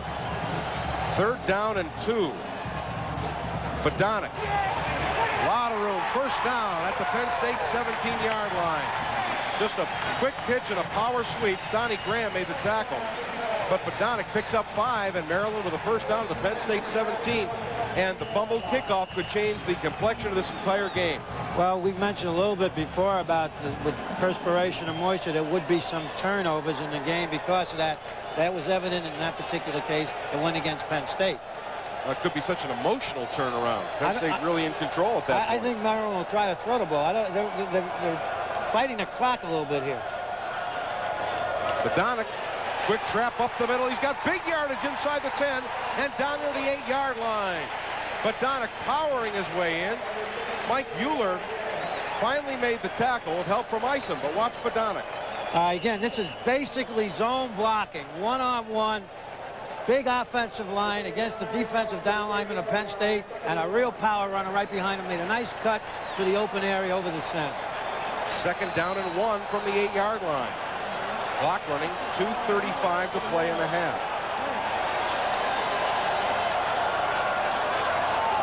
Holder in motion. Badonic. Touchdown, Maryland.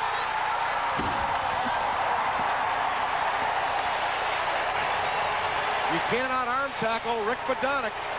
An 8-yard touchdown run, and Maryland is right back in the game.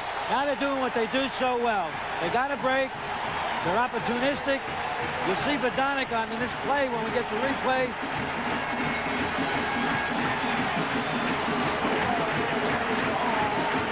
Come on, Karadas, as you look at Badonic. He is their short yardage rusher, 8-yard touchdown run. Karadas will attempt the extra point. And it's good. So Penn State, which jumped out to a 17-0 lead, now has seen Maryland score 10 points consecutively, and it is 17-10. Now you see why Badonic's so dangerous. Now watch him cut this back against the grain, gets a good block by Marvell, and bust the tackle on Zordich, and Zordich is a good tackle. When he gets shoulders squared away, coming upfield, this will emphasize the power of Rick Badonic, one of the best short yardage runners in the country. Nice cut, good blocking by the offensive line, runs over Mike Zordich, one of the better tacklers on Penn State. Make no mistake about it, that is an excellent offensive line for the University of Maryland, unquestionably. I mean, they can run the ball well, they pass protect well, they are just big and strong, and a very tough offensive line. So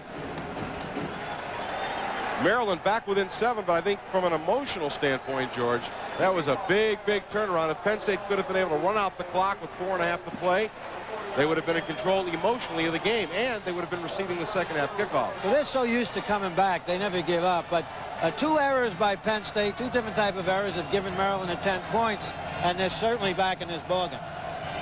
Blair Thomas to the near side, and Jim Coates to the far side will return the kick. This is Thomas again at the goal line. Room on the sideline. Makes a cut to the 25 and gets out to the 26-yard line. We'll keep an eye on that for later on, but there certainly is room for Penn State to return the ball. Sean Scott, the reserve linebacker, made the tackle for Maryland. And I was happy Joe left Thomas in there to return that one, too. Keep his confidence up. Badonic, who scored so many touchdowns last year, 17 rushing. They get short yardage. They just really want to blast away. Steve Smith and David Clark are the running backs. We haven't seen Dozier for quite some time. He's only carried on 2 occasions. Smith, not much doing. A yard to the 27.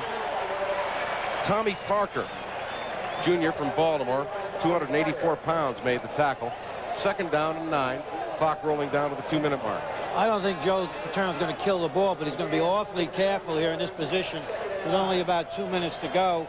And as you said, DJ Dozier now, we don't know if he's hurt, but he might be just resting him, hoping that he has a big second half. Both teams, in case you're wondering, have 2 timeouts remaining. Second down and 9.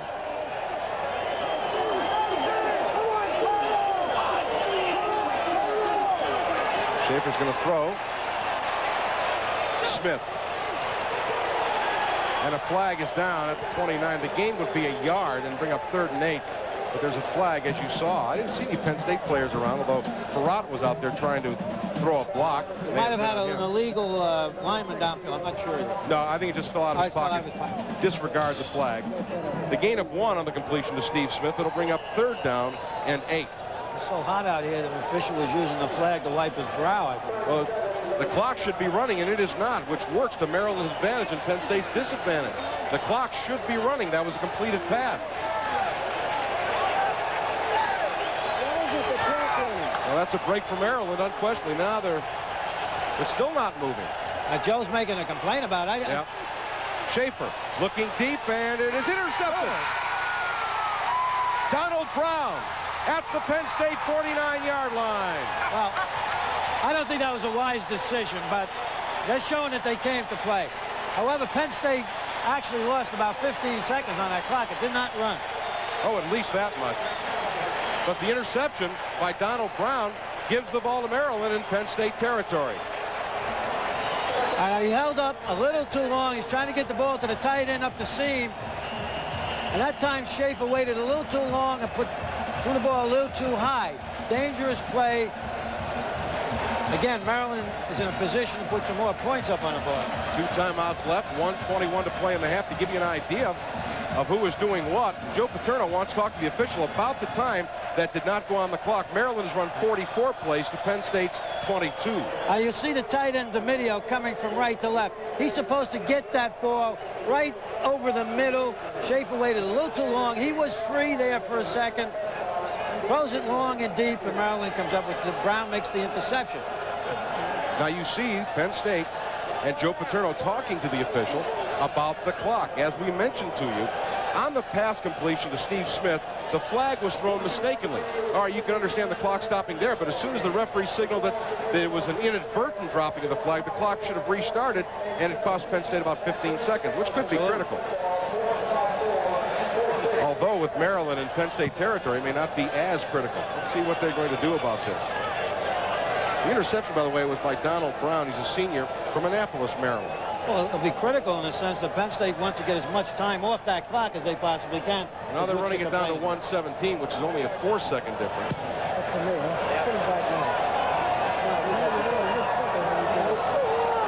That was a 15-second change over there. They have to have another official time down there.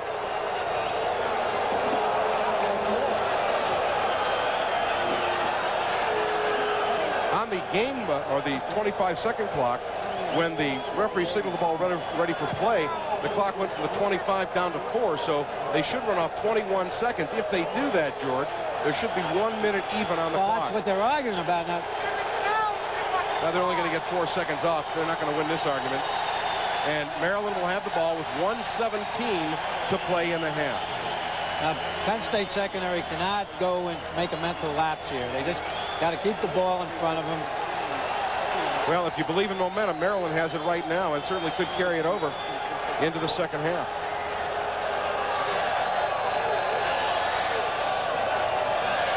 Scriber, big hole, but closed quickly at the 45-yard line, turned only into a 3-yard gain. Trey Bauer and Rogers Alexander, and I think the Penn State linebackers are closing very nicely. They made a nice adjustment to the inside. Quick huddle by Maryland. They'll line up on the ball, 2nd and 7. Gelball looking sideline, and is complete for a first down to Abdur Rauf at the Penn State 36-yard line. That'll be good for a Maryland first down. Duffy Cobb pushed him out of bounds. And the clock stopped with 54 seconds to play in the half. Well, as you can well imagine, if Maryland is able to score before the half, this place will be up for grabs. And we'll begin a second half. Even Steven with Maryland all charged up. When they were down in the crowd was very quiet. 1st and 10 at the Penn State 36. Reading screen, Gelball fumbles. He recovers, but a sack by Bob White all the way back at the 47, 48-yard line. Well, that takes them out of field goal range. So that's a broken assignment on the offensive line of Maryland. White should have not come in that easily. They were trying to throw a screen to the left. You'll see here, it was a quick screen to the left. It started to form up, and then here comes White, totally free to the outside, and Gelball had to eat the ball. Good job by Mike Russo, by the way. He read screen right away. It looked like he would want to rush the passer. Of course, that's exactly what the offense hopes that you do, but they read screen, and Bob White came in untouched. Maryland with the big advantage. Well, Penn State's defense has been out there, but then again, Penn State has substituted rather freely. Maryland will have 1 timeout left, 46 seconds to play in the half. 3rd down, and very, make it 2nd down and 22 yards to go. And Coach Ross has another decision to make here. Well, should he try to get the whole 6 or 7 right now, or get close enough for a field goal and hope that in the second half they can come back and get another touchdown and could win the game? Again, as a coach, I would try to get it close enough for the field goal because I got the whole second half to come back and get another touchdown. Let's see what he does. 2nd sack of the game for Penn State.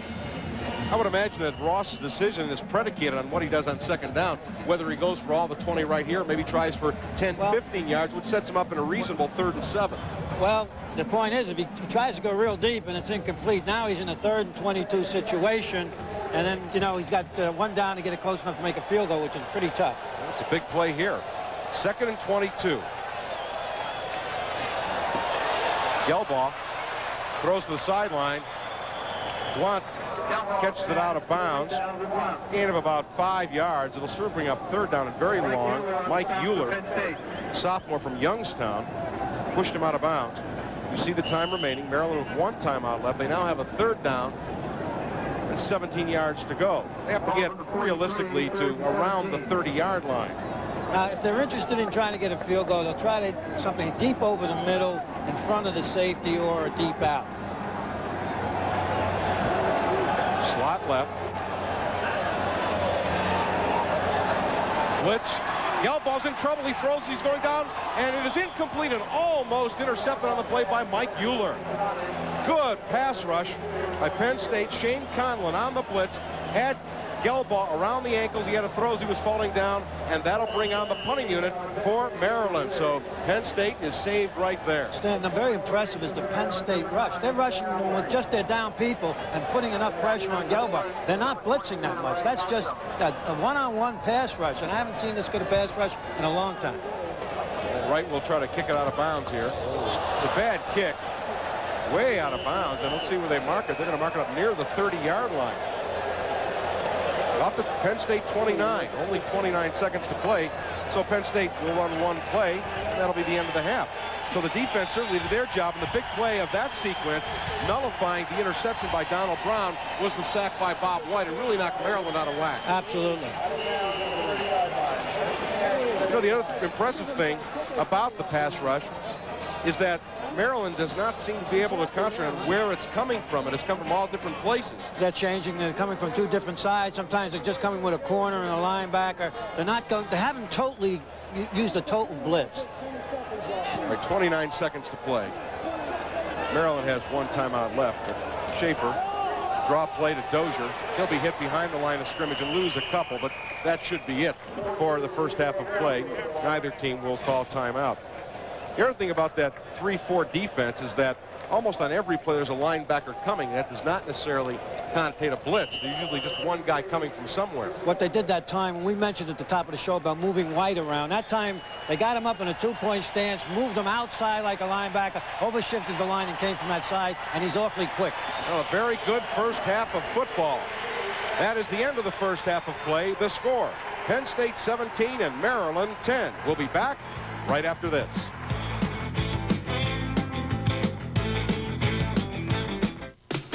Matter how things. We were 7 out of 12, 1 touchdown, 1 interception. Stan Gelbaugh, 9 out of 17. He has been intercepted twice, has not thrown a touchdown pass, and one of the big factors, you see Penn State coming back onto the field, 2 sacks by the Nittany Lions.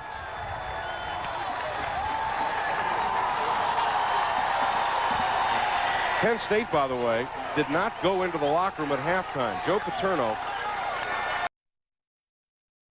out of 12, 1 touchdown, 1 interception. Stan Gelbaugh, 9 out of 17. He has been intercepted twice, has not thrown a touchdown pass, and one of the big factors, you see Penn State coming back onto the field, 2 sacks by the Nittany Lions.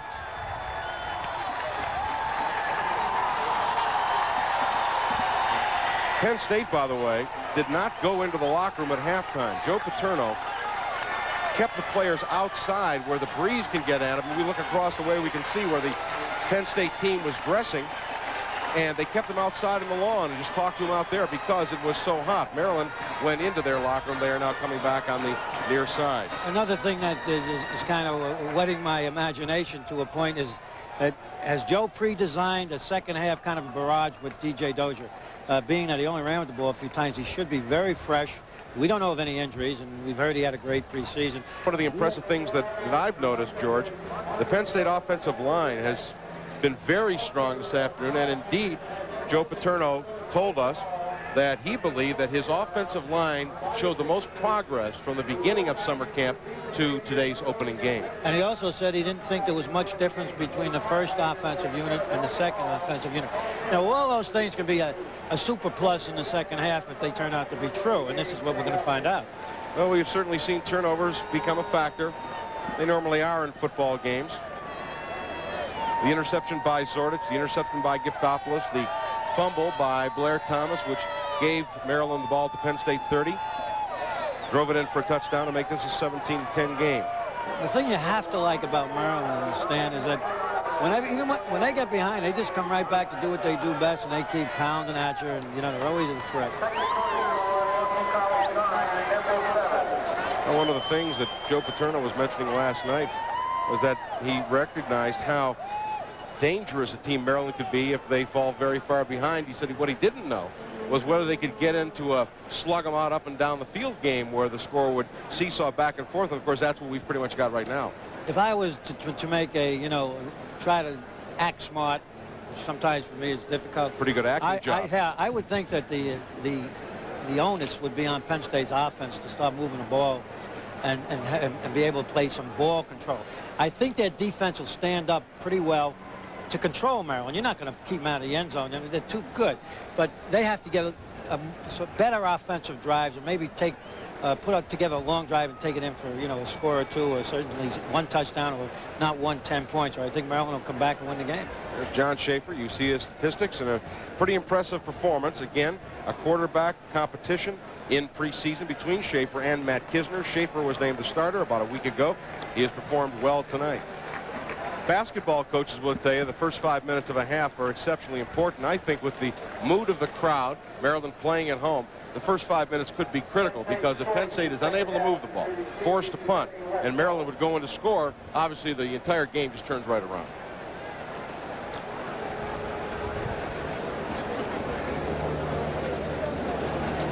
Well, we're all set to begin the second half of play. That's Rick Bodonic, who scored the lone Maryland touchdown, an 8-yard run. He's also their leading rusher with 53 yards. He's a tough customer, tough ball player. One of the other games, we will see Penn State and Temple next week. At this point, Temple trailing Boston College 9-7. That game in Chestnut Hill, 9-7. Boston College leading Temple. The kick. Coates at the 6. Coates on his feet out to the 27, near the 28-yard line. Coates on the return and the tackle by O'Brien Alston, reserve linebacker. There you see Jim Coates. He's a sophomore out of Niles, Ohio, which is in northeastern Ohio. Penn State starting out at their own 27. They have had one long drive in the game, that an 80-yard touchdown drive. The key play there was a 50-yard bomb to Michael Timpson. Steve Smith and D.J. Dozier, the running backs behind John Schaefer.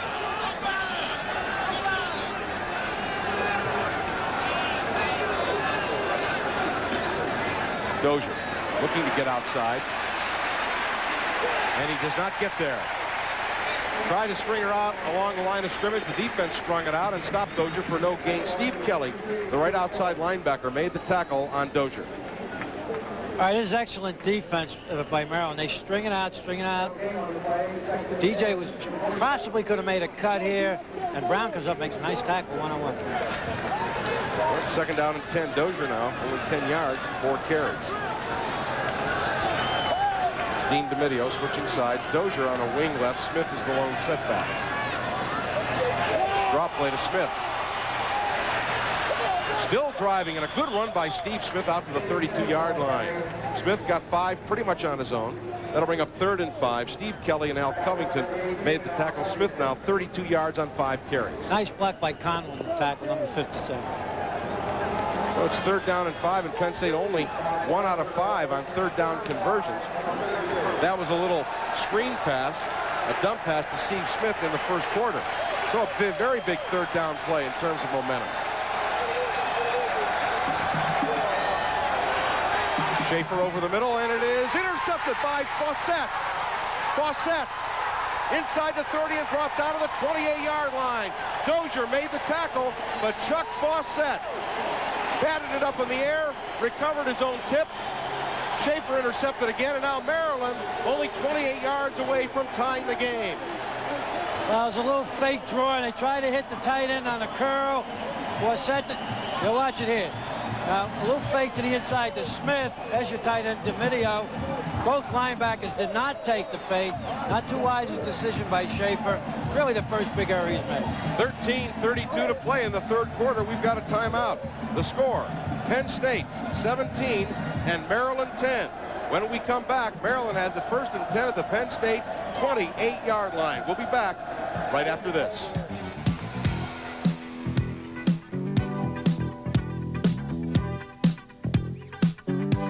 timeouts here because of the oppressive heat. They're making announcements to the people in the stands what to do in case they're not feeling well. I would imagine they're not feeling real well on the Penn State sideline at this point, because that's exactly the kind of thing that would shift momentum totally to Maryland's side. Well, it's you know, the defense in a dogfight now, but there's a play that possibly with a little bit more experience Schaefer wouldn't have made.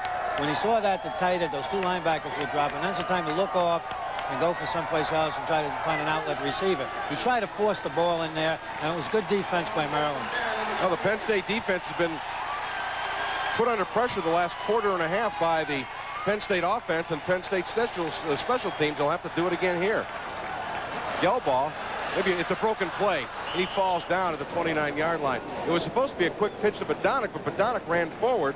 Chris Collins fell on top of Gelbaugh, but it was definitely a broken play. It's a loss of a couple to bring up 2nd down and 12.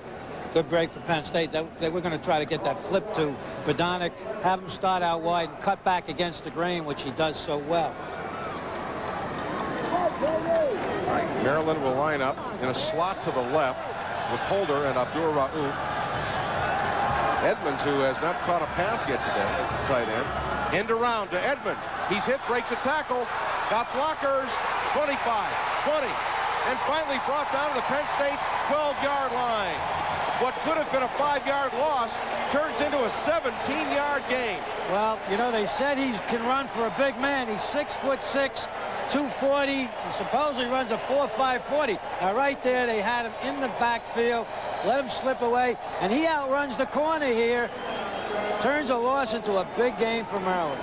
Excellent run. Polamalu missed him in the backfield. Chris Collins missed him. 1st and 10 from the Penn State 12. Badonic looking for a hole. There is none there. Big hit by Matt Johnson, and a flag thrown late. And if it's on Penn State, it's another very, very silly mistake. I'd like to see. He was face mask. All right. Probably incidental, but what was a no gain, it'll now make it 1st down and 5 yards to go instead of 2nd down and 10. And that is a whole world of difference. Not a wise decision. Whoever made, who's the call? Western, the face mask by the defense, a 5-yard penalty. Well, they don't give it to you in collegiate football, but we know it's on Penn State, obviously.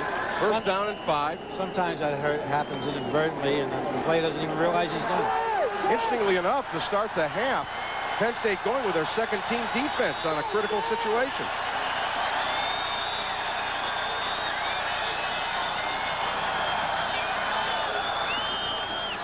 Blunt driving to the 5-yard line. It'll be 2nd down and 3 for the 1st down, 5 for the touchdown. Polamalu making the initial hit. Also Greg Johns playing left outside linebacker. Helped on the tackle. Junior from Westchester, PA.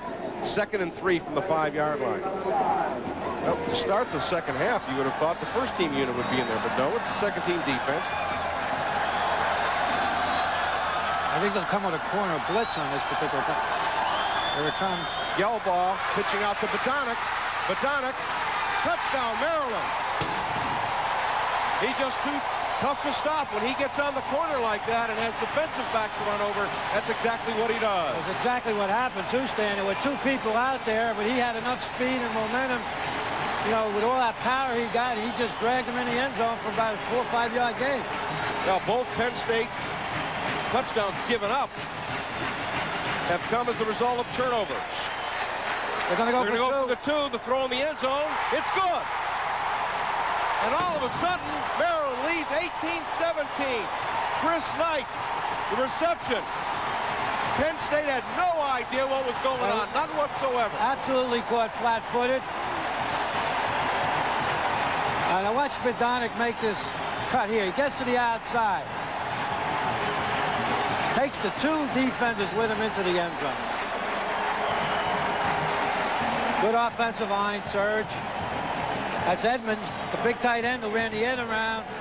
He gets a key block in there, and that's sheer power from there on in. Ran over Dwayne Downing. Here's the touchdown one more time. One more time. Rick Badonic, the best short yardage runner in the country, and he shows it there. His 2nd touchdown of the game.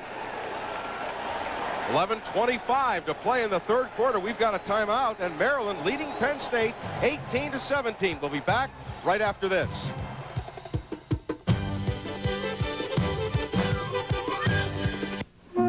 I've heard it.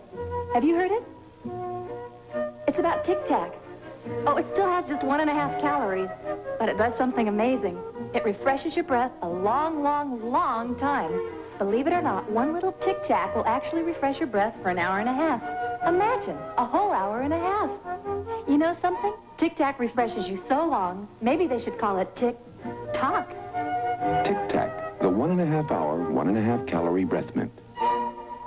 Does a mouthwash have to taste medicine-y to kill germs? We talked to a medicine-y mouthwash user about her mouthwash. My breath smells like medicine, but it's killed the germs. What if I told you Scope with T25 kills as many germs as your mouthwash? I don't believe it. Clinical tests prove it, and Scope leaves your breath minty. I guess I'd have to try it. I think I found myself a new mouthwash. Okay, Scope tastes minty, and it leaves my breath fresh. And my old mouthwash just left a medicine smell. Antiseptic Scope leaves your breath minty, not medicine-y. For the first time in the game, Penn State trailing Maryland with a two-point conversion, 18-17. And Penn State just stood flat-footed on the two-point conversion, and yet they had practice against that very play on the goal line all week long. Well, they took an end and made him a center, and he was on the end of the line, becomes an eligible receiver. And anytime you do that, you have to defend anybody that's a potential pass receiver. Penn State did not do that. He just flipped the ball back to Gelber, and he threw it back to him for the two-point conversion. There's Badonic trying to catch a few breaths of hot air. They're looking at his knee. Jim Coates and Blair Thomas back deep. Coates 1 yard deep in the end zone. Does not make it to the 20-yard line. He stopped near the 17-yard line. Danny Swingle, a reserve safety, made the tackle. And now Penn State starts deep in their own territory. And the Penn State offense, which has been largely unproductive since late in the first quarter, now has no choice but to move. After the interception by Fawcett, a 28-yard drive, all running plays, powering their way into the end zone. The two-point conversion, Gelbaugh tonight for the 2 points, and that's how Maryland leads it, 18-17. They've scored 18 unanswered points.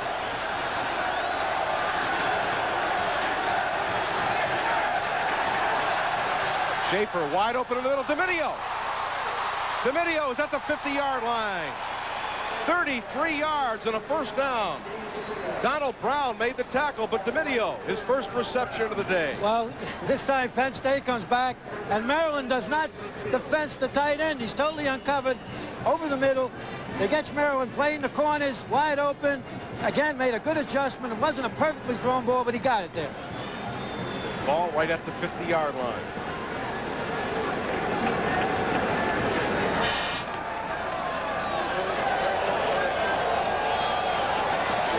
Again, out in the flat to Dozier. The screen is set up. Breaks one tackle, still on his feet, and does a great job to get to the 45-yard line. There was nothing doing there, but Dozier on his own. Give him 6 on the pass completion. It is second down and 4. Brown ran him out on the corner. And he does look fresh. You know, that two-point conversion was not as important as you'd think it would be, because Penn State would have gone to do anything to break the tie anyhow, and a field goal here would put him back in. Maybe a little psychological pressure when you're playing from behind. Blair Thomas comes into the game, replacing Dozier. He's on the wing left. Second down, long 4. Schaefer wide open on the sideline, and will they rule it a complete pass? Yes, they will. Yes, they will. Well, I think Penn State got the benefit on a call on that.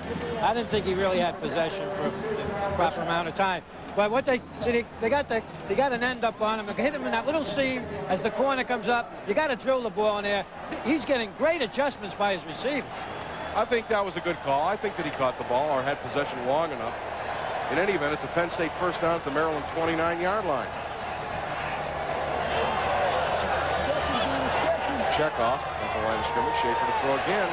Looking sideline open, overthrown for Roundtree. Roundtree was wide open.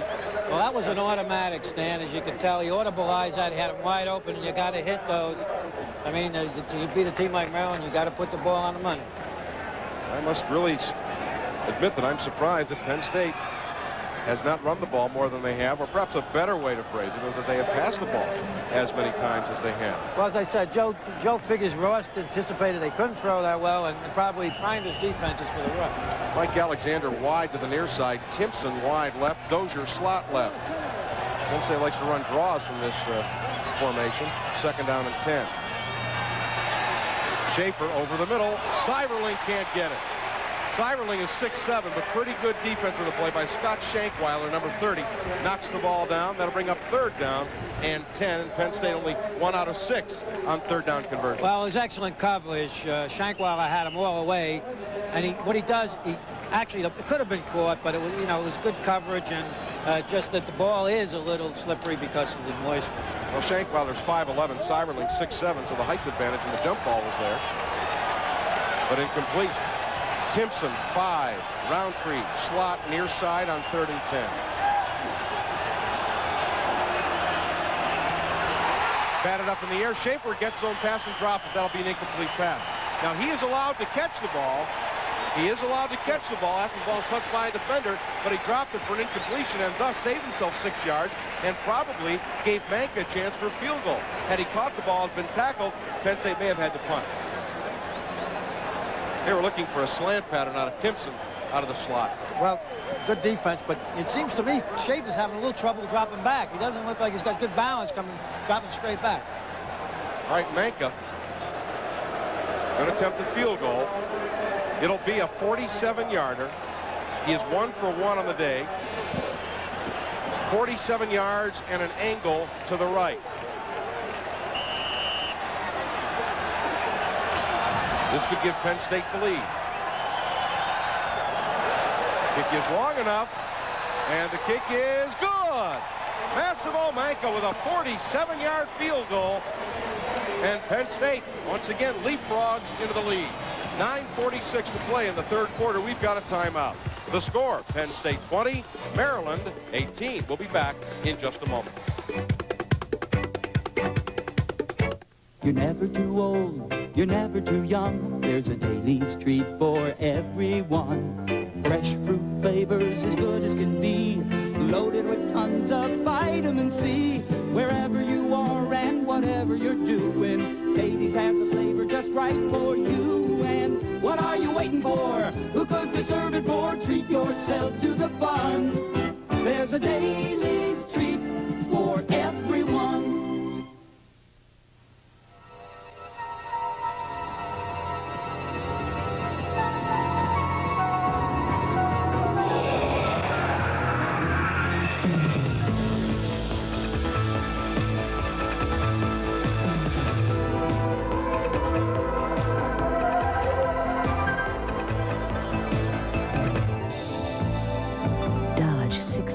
ES Turbo. The dream is real. Penn State leading on top again, 20-18 with 9:46 to play in the 3rd quarter. We would like to remind you that this game is being brought to you by Anheuser-Busch, brewers of Budweiser, Michelob, Busch, and LA Beers. Thanks to Anheuser-Busch for their support of Eastern College football.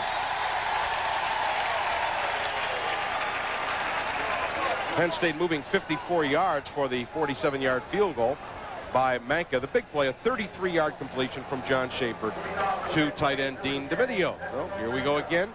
Keita Covington to receive the kick from Manka.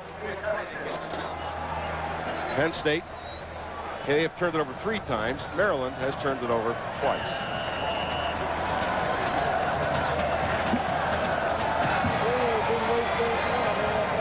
Corner of the end zone, and it will go out for the touchback.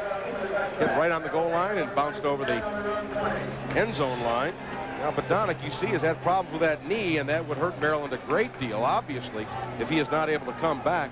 He's the leading rusher in the ball game and has scored both Maryland touchdowns. They had an ice pack on that. That indicates some kind of a Charlie horse or something, a blow to the muscle. But, I mean, the guy's probably saying, what do you have to do? I just come out and got to go right back in at it again. You see Dozier on the sideline. Of course, he's wearing that knee brace as a matter of course. The Scriber comes in as the fullback. Alvin Blunt, the tailback. Knight in motion near side. Pitch wide to Scriber. beats the corner, beats Lance Hamilton. He's got a 15-yard gain to the 35-yard line. Now, again, Stephon Schreiber is 225 pounds. If he turns the corner, he's going to bury a cornerback like a Lance Hamilton, and he did just there. And they put the big tight end Edmonds in motion for blocking, but it looked like Penn State was made a mistake defensively. They had everybody bunched inside, and there didn't seem to be any contained. And then you're asking Hamilton to come up and take a 235-pound fullback on one-on-one. First team defensive line back in, a 15-yard gain. Gelbaugh on the straight drop. Little flat pass, incomplete, thrown too hard for Alvin Blunt. He was too close to him. Donnie Graham came in, had his arms raised, and forced Gelbaugh perhaps to hurry just a bit, but the pass thrown too hard. Most fortunate for Penn State because they had a beautiful screen set up on the sidelines, and that would have been a big play for Maryland. Second down, 10 yards to go. 9 out of 18 for Gelbaugh. No touchdowns. He's been picked off twice. Once by Zordich, once by Giftopoulos. Counterplay to Neal. To make that Blunt. Pretty tough running, but he's only able to get about 3 yards out to the 38. Rogers Alexander popped him out of bounds. Well, that was a classic way of stringing it out. It was Alexander, Graham, and Hamilton come up to finish him off. That was that counter play. See, they got Penn State overshifted to the wide side of the field, and now they come back with that counter. Now watch Graham string it out. Alexander takes on the lead blocker, and Hamilton finishes them off. Beautiful defense. Donnie Graham also, and then you saw Bob White on a stunt coming inside and almost beat Blunt to the handoff. 3rd down and 7. Gelbaugh, sideline, caught for a first down. And we've got a flag on the play. I think they get a holding on there. Definitely. You see at the top of your screen when we watch it. Now Penn State got a pretty good rush. And it looks like Bob White, that as he comes in to try to get to Gelbaugh, an offensive lineman held him. Carl Bond, right guard, may have been the guilty party. Obviously, Penn State will accept the penalty. Remarkably, though, George, in the first game of the season like this, that's only the 3rd penalty the entire game. 2 on Maryland, 1 on Penn State. I mean, I hope the fans appreciate what a great football game they're seeing at this early part of the season. Holding, I mean, it's a clean game. It's a vicious game. There's a lot of good strategy. Well, I think there was a double penalty on the play, and Penn State will have their choice of 2. Why would they accept the first down? Wait.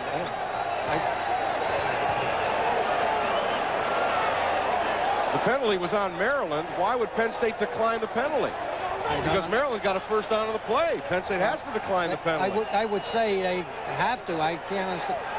Well, certainly. I mean, that would be too outrageous a mistake to make. I don't know what the officials are doing here. We'll see. There we go. Yeah, I think that we would be legitimately able to second-guess that sort of decision. Even I wouldn't do anything like that. I wasn't pass was complete. Pass the penalties from the previous spot, 10 yards. 3rd down. There we go. Now it is 3rd down and 18 yards to go. That's slightly different. Penn State with 2 sacks on the afternoon. They're not blitzed a great deal.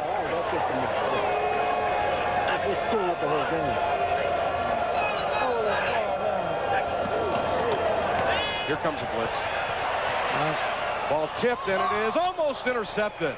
Shane Conlon was over there, as was Trey Bauer, as Conlon got a hand on it and almost tipped it into the hands of Trey Bauer. And Bauer was saying, I would have had it anyhow. What'd you get my way for? Yeah. But good defense, and that was a good surge for Penn State's defense because it looked like they were about ready to break.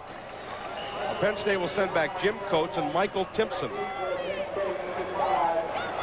Darrell Wright will be the punter on 4th down and 18. It's Coates on the near side, Timpson on the far side. Good punt.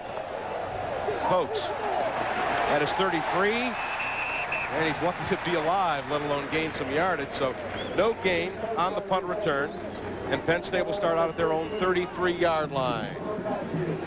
8:24 to play in the 3rd quarter. Penn State leading Maryland 20-18. We want to alert our network stations. This is a make-good break, so we'll be back right after this.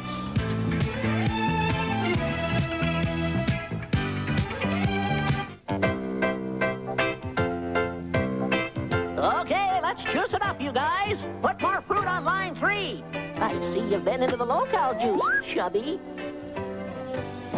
Little heavy on that vitamin C, aren't you, Sonny? Keep those fudge freezer pops coming. You're a real cut-apart. Okay, everybody, take a daily break. How about that? There's a Dailies treat for everyone. And now, Pennsylvania Lotto. Dump the balls and mix them clean. Draw the first number. The real excitement of playing Pennsylvania Lotto is more than just choosing 6 numbers from 1 to 40.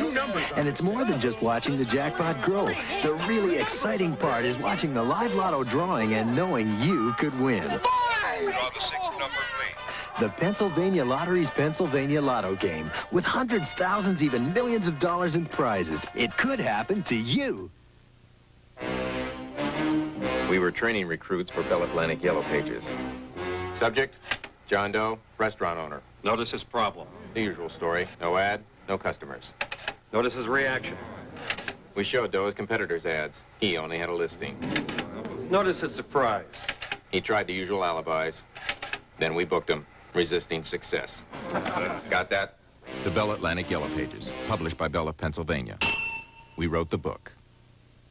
And that's what you call concentration. Coming across the middle, being able to take the hit and make the reception. Great catch by Roundtree. We'll hope that it's only the wind knocked out of him, because as you saw, Covington's helmet hit him right in the ribs. Roundtree, just tremendous speed, varying opinions on how fast he actually is. One of those guys who can turn off the light switch and get in the bed before the lights go off. He can fly. The old cool Papa Bell routine. Well, you're exactly right, because what he did, he drove the defender deep and just made that little move to the middle in front of him, and the ball was there. But he sure adjusted the ball. I haven't remember seeing a receiver that young as a sophomore that has adjusted the ball any better than he does. That was Roundtree's 3rd reception for a total of 47 yards, nearly 16 per reception. John Schaefer now 11 out of 20, 160 yards. They're looking at his side. Roundtree, a sophomore from Aiken, South Carolina. I want to alert you, and of course we'll be talking to you again live this coming Saturday. When we refer to a Penn State player's class, we are talking about his class academically, not athletically. So Roundtree actually is a freshman in terms of football eligibility, but a sophomore academically. Well, fortunately for Penn State fans, I think probably next year they have almost this whole squad returning. Some of the seniors that you see listed as seniors are red shirt people and have another year of eligibility.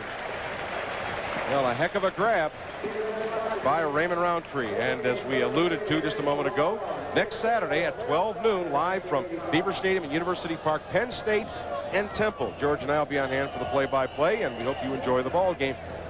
Eastern College football on the TCS Sports Television Network. 1st and 10, the Nittany Lions at the Maryland 46-yard line. Second string offensive line in there for Penn State. Manoa, the fullback. Dozier, the tailback. This is Manoa. Manoa driving forward inside the 45 and down to the 42-yard line. Give him 4. Make it 2nd down and 6. Kevin Walker made the tackle.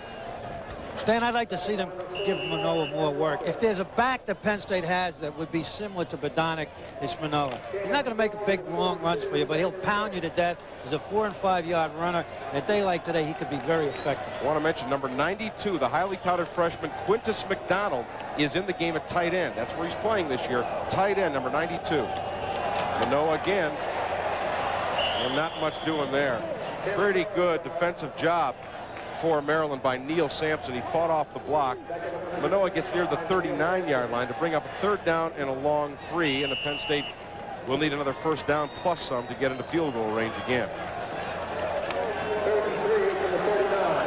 Penn State's 2nd team offensive line. You've got Steve Wisniewski, Keith Radisick. We mentioned McDonald, Dan Morgan. 3rd down, long 3. Here comes the blitz. Schaefer couldn't connect on the screen to Dozier, to maybe a wide decision because Maryland had screen smelled all the way. Well, that's excellent defense. They blitzed the inside linebacker, Fetterbaum, dropped the outside man there, Walker, one-on-one on Dozier, anticipating screen, and they played it perfectly. Excellent defense by Maryland. Well, George, was that a checkoff or was that the planned call? I think it was the planned call. I can't tell you 100% whether it was an audible or not, but Maryland was coming on the blitz, and that was an outlet pass that if the outside linebacker didn't drop, it could have gone for big yards. Bruno looking to dump out of bounds. He was great at that last year. Ball hits at the 1, but will go into the end zone for the touchback. Very, very close, but the touchback will bring the ball back to the 20-yard line as Bruno angled out of bounds. A 39-yard punt. He's averaging 40 on the day. 6:36 to play in the third quarter. Penn State clinging to that 2-point 2018 lead. That could have been a very important series there for Penn State. Had they been able to move for another first down, perhaps another field goal, that would certainly leave it wide open for Maryland to come back to take the lead with a touchdown. Maryland with a 1st and 10 at their 20-yard line. A backup defensive secondary of Johnson, Marcus Henderson, Drew Bykowski, and Dwayne Downing.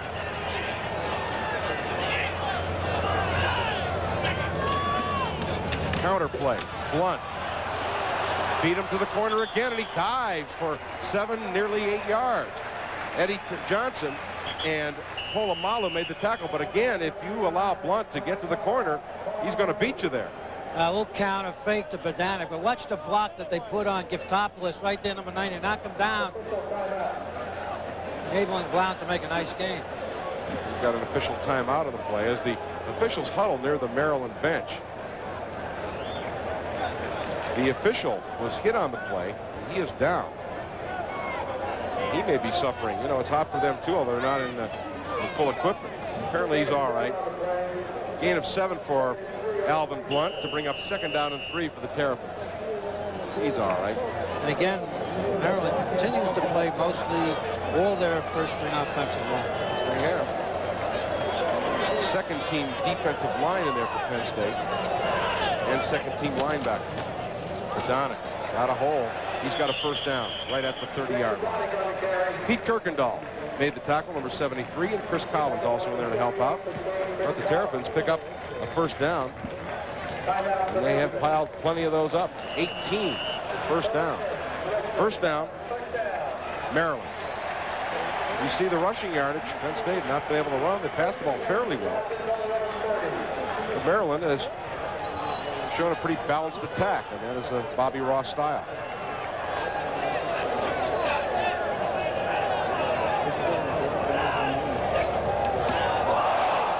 Fumble on the snap. I believe Gelbaugh's got it. Got control of it. Mishandled. Those are the kind of things when the ball's that wet, it's going to happen. And the ball has to be practically soaking wet. Also, Maryland now has gone with a 2nd-team center, John Rugg, number 57. He's a freshman from Mill Run, Pennsylvania. I'd be interested to see if Penn State puts a blitz on him here. They're in a good defensive position. They got 2nd down and 11, and they can put some pressure on Maryland. High backfield. Gelbaugh on the roll. Here comes the blitz. The pass batted away at the last second. What a terrific defensive play by Barry Bookman, number 26. He is the backup hero to Michael Zordich, a sophomore at 6'1", 206 pounds. That's a big league defensive play. Absolutely. And what he did, he closed to the front of the ball. In other words, instead of taking him from behind, he got in front, got his hand. Great defensive play. So now Maryland will face a 3rd down and 11. They are 6 out of 11. They are excellent on 3rd down. And I noticed they're coming out of the huddle a little slow. I'm talking a little slow. Blitz. Gelbaugh to the sideline. No. Underthrown. I thought I saw a flag, but that's just a marker over there. I don't believe that he threw a flag. Maybe he did. I don't know why he would have. We have a discussion between the officials. Downing on the coverage. The ball hit the ground. Illegal use of hands. That'll be an automatic 1st down. That's tough on a 3rd down and 11. If that's the case. Oh, it is, because I can see Joe Paterno over there. He's really upset.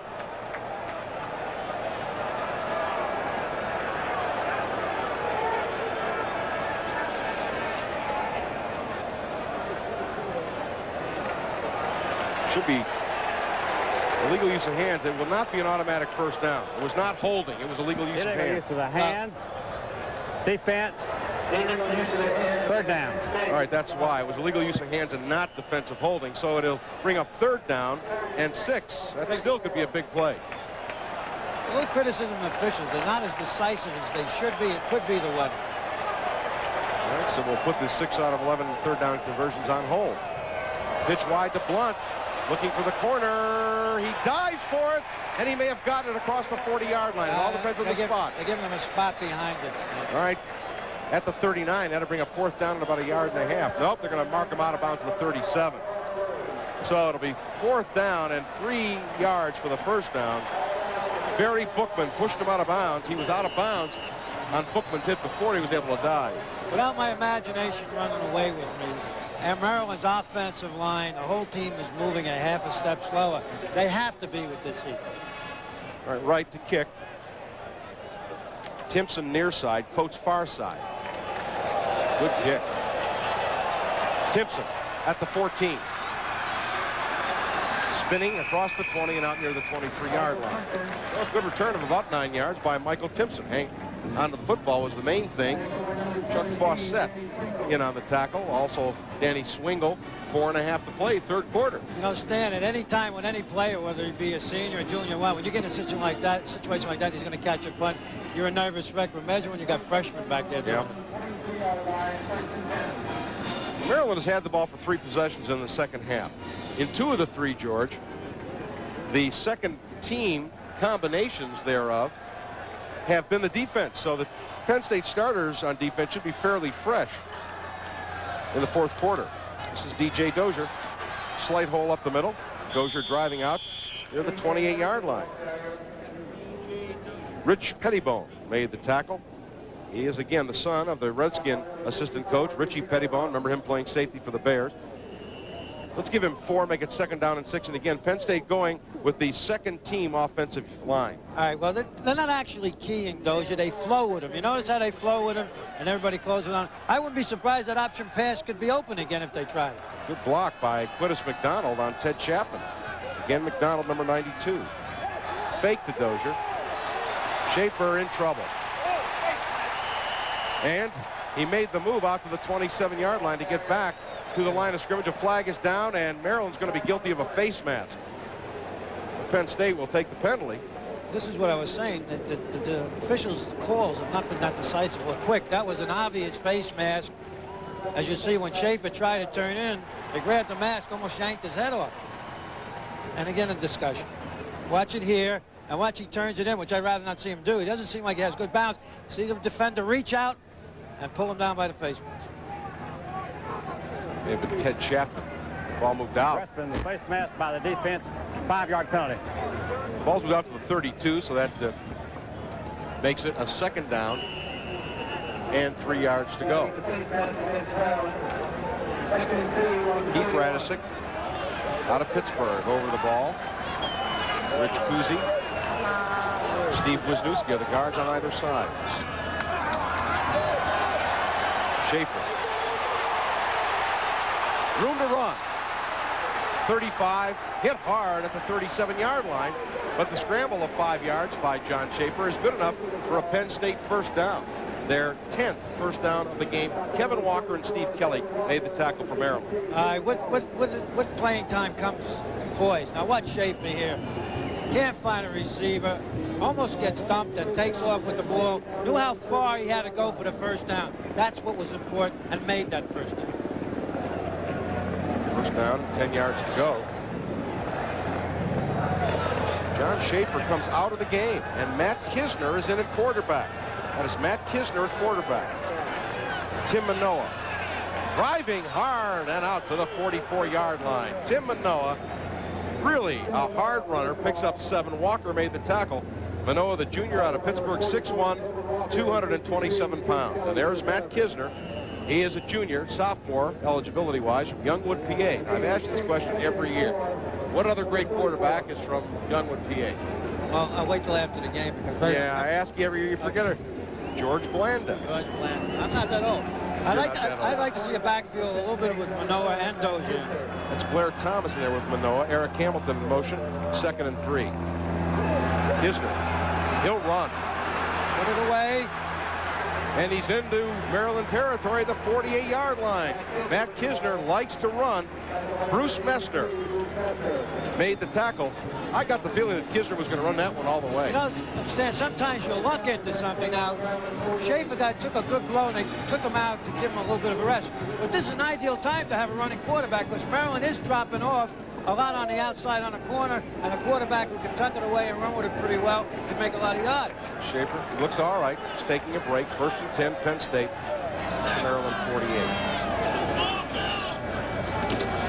Blair Thomas on the counter. He drops it and falls on it. It's still loose.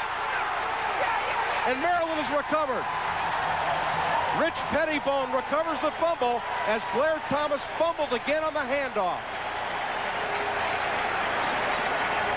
Well, you run a freshman from scrimmage, kind of surprising when you've got other tailbacks. And now Maryland is set up. I don't know, but he put it, clean handoff. He just dropped it. And he had it when he first grabbed for it, then it slipped away from him. Got to close on a ball, pressure on Penn State's defense again. Penn State's 4th turnover of the game. Well, you've got the freshman returning kicks, but playing from scrimmage, 1st and 10 near the Penn State 42. Badonic back in the game. He fumbles, but he recovers his own fumble. He grabbed it in there with one arm. A 3-yard gain by Badonic to the Penn State 39-yard line. Right now, both teams are having trouble controlling the ball. Gelbaugh fumbled from the center before also. Right now, Maryland's getting the better of the fumbles and recovers their own.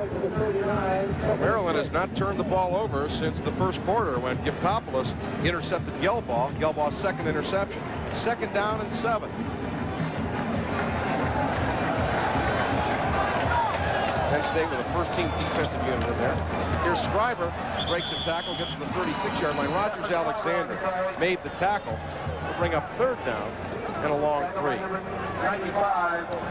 Schaefer talking to the coaches upstairs. Penn State was on a very, very nice drive under the co-leadership of Schaefer and Kisner, but the fumble by Blair Thomas is 2nd of the game.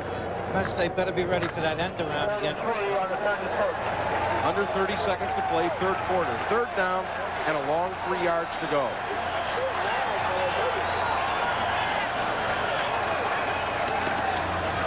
Blunt.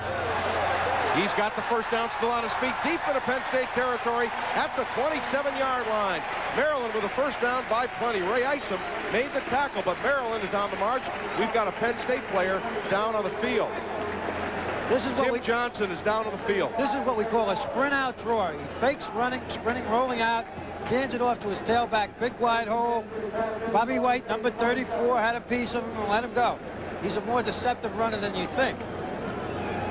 Well, Penn State, momentum after taking the lead 20-18 in a good defensive series, seemed to be swinging back to their side, but on 2 occasions, not to single him out, he's only a freshman, but Blair Thomas's 2 fumbles, from a psychological standpoint, have had a major effect on this game.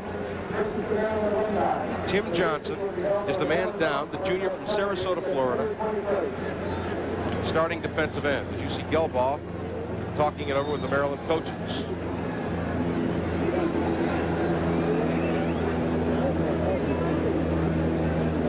Johnson's still down. Really, George, up until that last drive for Penn State, the continuity of their drives had been lacking, and that seemed like they were finally putting it together. I agree with you. I thought the momentum, as we say, old momentum, was starting to shift. They looked a little sharper as far as the condition-wise than Maryland. Maryland seems to be getting tired. They still look a little tired now, but something like this pumps some more adrenaline in you. And as you say, you had a freshman in there.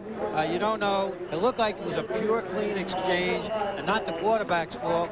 But again, the ball is wet. You might not just have closed in on it. Not thinking about, it's my first run, I'm going to make a big run at it. Clock running down in the 3rd quarter. And that'll be the end of the 3rd quarter. Hot and humid. 94 degrees, 74% humidity. 15 minutes of football to play. That's the end of the 3rd quarter. The score, Penn State 20, Maryland 18. And we'll be back right after this. Every meal a natural success. Begin with Rocca's Gourmet Pasta, made fresh daily and frozen immediately. All of their products are made with Durham semolina wheat flour and whole eggs. Rocca's tortellini with cheese or meat filling is deliciously different. Homemade pasta has never been so easy. Add the goodness and quality of Odenwald fruits and no-loco vegetables. Odenwald is an orchard of fine fruits, hand-picked and perfectly preserved in their naturally light juices. No-loco vegetables are harvested at the peak of flavor and quick-packed to capture that farm freshness. Then include the tempting taste of Lamagna ricotta cheese. For over 50 years, Lamagna cheese has been bringing out the best in pastas. Made with pure milk and hot-packed for freshness, Lamagna ricotta cheese refreshes salads and enhances desserts. It's the ricotta for all reasons. Look for these 100% natural foods in your favorite grocery store. Toftrie's Resort is golf on a perfectly manicured course. Toftrie's is long, languid days by the pool, or a great game of tennis. Shop at the country store, unwind at the country tavern, or dine elegantly at Le Papillon. Toftrie's is paradise. Toftrie's Resort in central Pennsylvania. Toftrie's is waiting. Banking at the right place can make a difference. This is the Atlantic difference.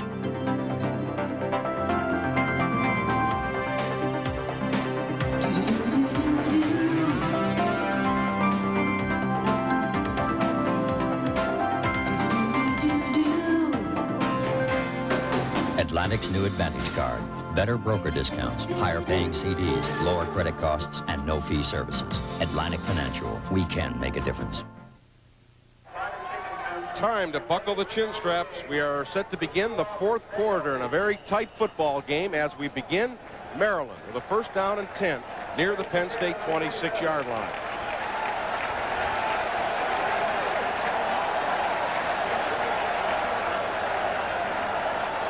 Abdur Rauf in motion. Badonic, the quick pitch. Not doing this time. About a yard to the 25, Ray Isom. The safety came up to make the tackle on Badonic. It'll be second down and 9. Very interesting, Stan. Maryland's going to a 2 tight end offense with just a 1 wide receiver, and they're bringing them in motion and running to that side. It's as if they think they can powder the ball down Penn State's throat.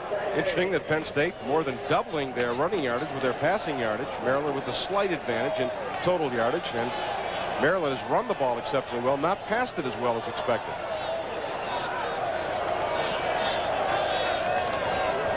Blunt hit in the backfield by Bob White for no gain.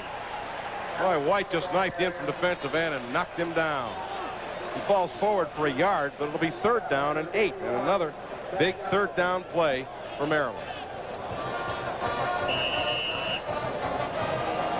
Joe Paterno today beginning his 20th year as the head coach of the Nittany Lions. One of the things that Maryland's concerned about, the last 2 out of 3 years, they have lost their first 2 games. Maryland's still with a whopping edge in time of possession. But Penn State has the lead. Third down and 8. Play fake. Gelbaugh in the flat, and it is complete to Badonic at the 18-yard line. He'll be a yard short of the first down. Isom made the tackle. Fourth down and 1. I would have to think they'd go for the field goal here to take the lead. Well, there's a little counter play here. Right here, there's a little yelling by the Penn State fans from a side block. But he gets the ball off to... We've got a Penn State player down. Ray Isom. That looks like a cramp. Fourth down and 1. Well, you talk about not going for the field goal. You're really, playing Russian roulette when you get an opportunity to go ahead in a terribly hot day like today, and your defense is playing pretty well. I would venture to say he's going to go for the field goal. However, with Badonic, he's such a great short yardage runner. Yep. And he's got about 37 touchdowns in his career history, and I think at least over 20 of them are inside the 20-yard line. Now, he got the ball off. It's a good play by Gelbaugh. Hits Badonic, and I'll tell you, that's a pretty good tackle because you take him one-on-one in open field, and he's tough. Maryland has utilized the receivers, the running backs as receivers. Badonic picks up that pass, and that is his 4th reception. So it is 4th down and 1, and the offensive unit remains on the field. So Maryland is going to go for it. Now you know a coach got confidence in his offense. 2 tight ends. 4th down and 1. Penn State better get that corner man up. Badonic, he's got it. He's at the 16-yard line. Looked for a minute like he might not, but the spot of the ball is at the 16, and that'll be good for a Maryland first down. It was close. Let's pause 5 seconds for station identification. This is the TCS Sports Television Network. This is WTAF TV 29 in Philadelphia. Here's the replay. He went down sideways, Stan. It's a little closer than you think. Yep. Well, where they spotted the ball, I don't think there's any question about it.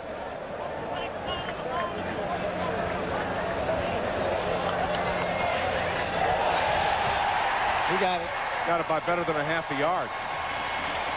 They came with a corner blitz, but it wasn't tight enough. He was able to get up in that little crack between the corner blitz before the defensive end could get over there, and he made the... Well, the fumble by Blair Thomas looms larger as Maryland continues down the field. They have it 1st and 10 at the Penn State 16. 13 minutes, 5 seconds to play in the game. Penn State, in case you're joining us late, leading 20-18.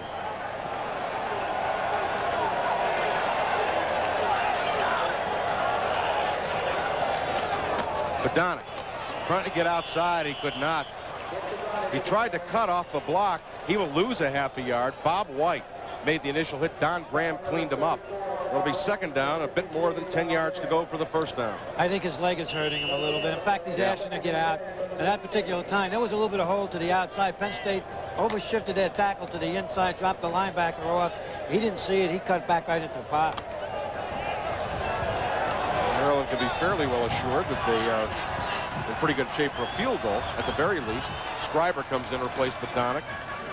Blunt finds a hole, picks up about 4 to the 12-yard line, where it'll be 3rd down and about 6.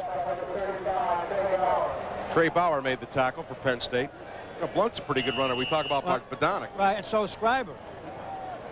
Okay, now they forced the play to the inside, and Alexander finished him off. Now, Penn State has got to come with about everything and take a chance at single coverage. They stay with the 2 tight ends. 3rd down and 6. Maryland 7 out of 14 on 3rd down conversion. Pretty well assured Maryland would think pass on a 3rd and 6. I think they'll try to come back to the short side. Oh, motion. Make it 3rd and 11. Now that changes things around. Sometimes that backfires on you. They might have tried to run that, now go to the pass, and before you know, get to 6. You never really know, but it's a break for Penn State. 3rd down and 11. So you probably wouldn't have, as a defensive coordinator, many guesses as to what Maryland will now be forced to do. Illegal procedure, offense, 3rd down. That was 85 Knight. They got him out here. Now they're coming back with Holder, and you'll see the 2 wideouts again. Gelbaugh, 10 out of 21. He's been picked off twice. Pause that refreshes. 3rd down and 11.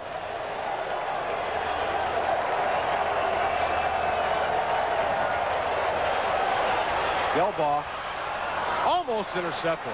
Very dangerous pass. Michael Zordich came diving across. He underthrew it, really didn't have a chance to complete it. Well, Conlon and White put an awful lot of heat on him. They're playing a great game.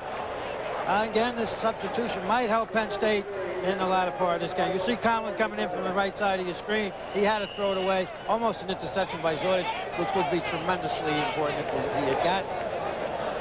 Well, the field goal attempt will come from Ramon Paradas. It'll be a 35-yard attempt. Dan Henning, the son of Atlanta Falcon head coach Dan Henning, is the holder. An angle to the left. Paradas, kick is up. And the kick is no good. He missed it. Wide to the left. Paradas missed the 35-yard field goal wide to the left. Bobby Ross just got a couple of white hairs on that one. That should have been a... Just got a couple of cramps. 11-12 to play in the game. We've got a timeout. The score, Penn State 20 and Maryland 18. We'll be back right after this.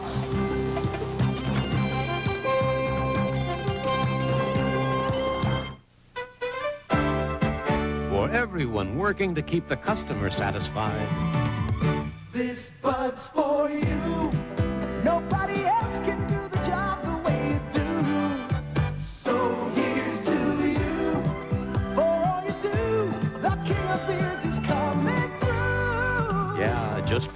That distinctively clean, crisp taste that says Budweiser.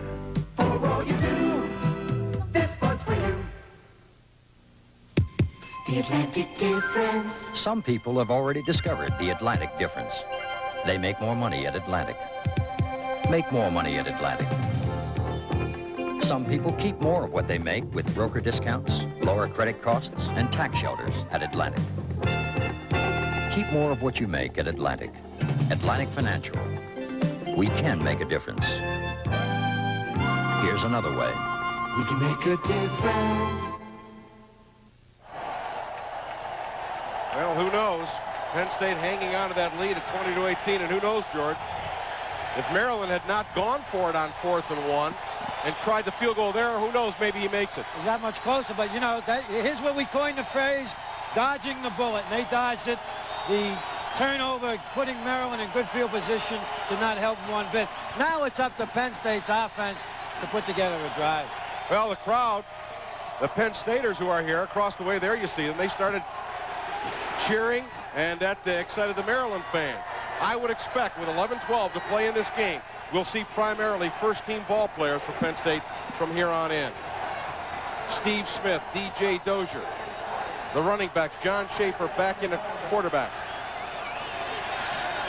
Dozier cuts upfield, needs one block, gets outside,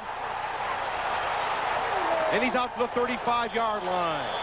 Oh, he was very close to breaking that one all the way. Nonetheless, it's a 15-yard gain for DJ Dozier. Ted Chapman and Sean Scott make the tackle. Dozier's biggest run of the ball game. Now getting him 29 yards on 5 carries, making 6 carries. Great block by Smith on the corner. Shankweiler, good cut. And this is why he's such a great back, but he's so reckless, he scares you. Right here, he's looking to cut back against the grain. He has to know he must protect that football. First and 10 at the 35, and Schaefer will throw.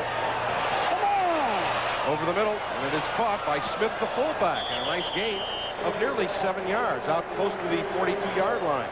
Schaefer showed a lot of poise there, George. He looked, and he waited for Smith to clear. He dumped it off. There was an outlet man. It was Smith, the fullback. Made a good gain out of a possible off. He still looks like he's having a little trouble setting up, though. Second down, 4, clock running, 10:20 to play in the game.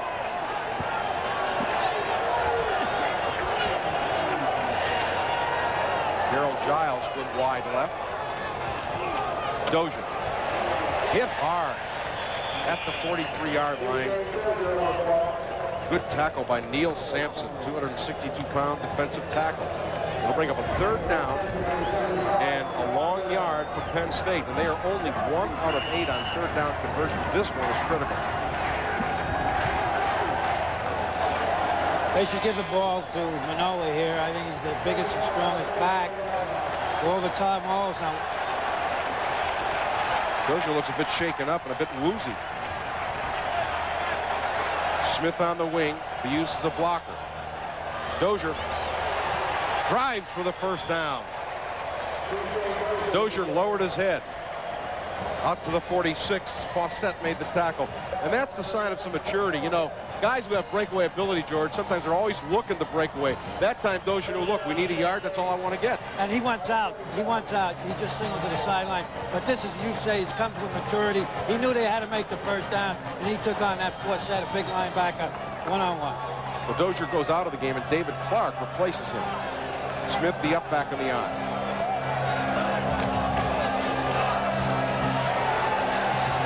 Schaefer over the middle. The receiver fell down.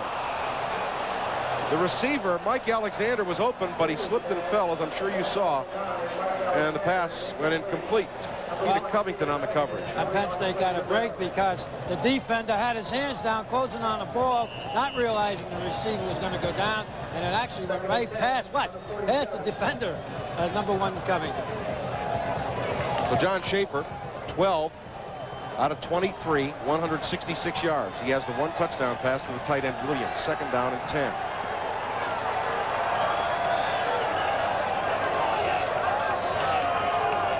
Clark almost fumbled, but hung on. Gets 2 yards. Almost a missed handoff. Robert Klein, not the comedian, the defensive tackle, made the stop. It'll be 3rd down and 8. We've got a flag on the play. Holding against Penn State. Well, what do you want, 2nd and 20 or 3rd down and 18? I would think, well, 3rd down and 8. Probably 2nd and 20 as Penn State goes back. Well, they want to keep them back as far as they can from the possibility of another field goal, because as long as it's only 2, Maryland can always come back and win this ball game with the field goal. Well, this certainly would have been a most important drive for Penn State to maneuver into field goal position, which would have forced Maryland to go for the touchdown to win the game. Holding by the offense, 10-yard penalty. 2nd down. This is when you have to have a couple of good plays, good reliable, high percentage plays that you can get a good piece of it back. Maybe not the whole 20, but at least 10 of it. Well, maybe the tight end is a guy to look for. 2nd down and 20.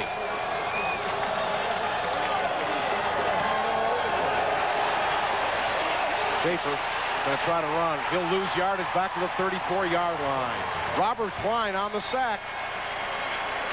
He had help from an outside linebacker as well. But Klein gets the sack, and now it is 3rd down and 23. Good rush. Can't find anybody. Puts the ball away. At least he protects the ball and puts Penn State into another long yardage situation. You always got that extra down. You always got the possibility of making it. Now let's give a credit to Ted Chapman. He was the one who made the initial hit and should be credited with the sack. 3rd and 23. See if Penn State plays it safe. Schaefer stumbles a bit again over the middle and is incomplete, almost intercepted. Off the hands of the receiver Timpson and almost intercepted by Rich Pettibone. Well, Penn State, which had driven partially the way out of trouble, now has to punt. He kind of threw that ball a little bit behind Timpson. I think if he hit him on a dead run, I don't think he would have made the 1st down, but he would have made a good piece of yardage. Very important punt coming up by John Bruno. Keita Covington back deep at his own 25. The rush is on. Bruno gets away, a beauty. What a kick. Covington at the 13. Hit hard, and a flag is down at the 28-yard line. A flag is down. Kurt Bernier made the tackle for Penn State. Would almost 53-yard punt. Would almost have to be a flip. You would think so. They threw it right in the middle of the stack, and it is against Maryland. That'll drive them back. 7:48 to play in the game. As it turned out, that series wasn't that bad. They got a great punt, and they got the penalty added on to it. Now it's up to Penn State's defense again. The substitution decision by Joe Paterno might, in the end, pay off because he's had fresh people in there. Well, Maryland will start deep in their own territory at the 14-yard line. By the receiving team on a run back. 1st down. Well, Maryland will take over 1st and 10 when we come back. 7:48 to play in the game. We've got a timeout. The score, Penn State 20, Maryland 18. We'll be back right after this.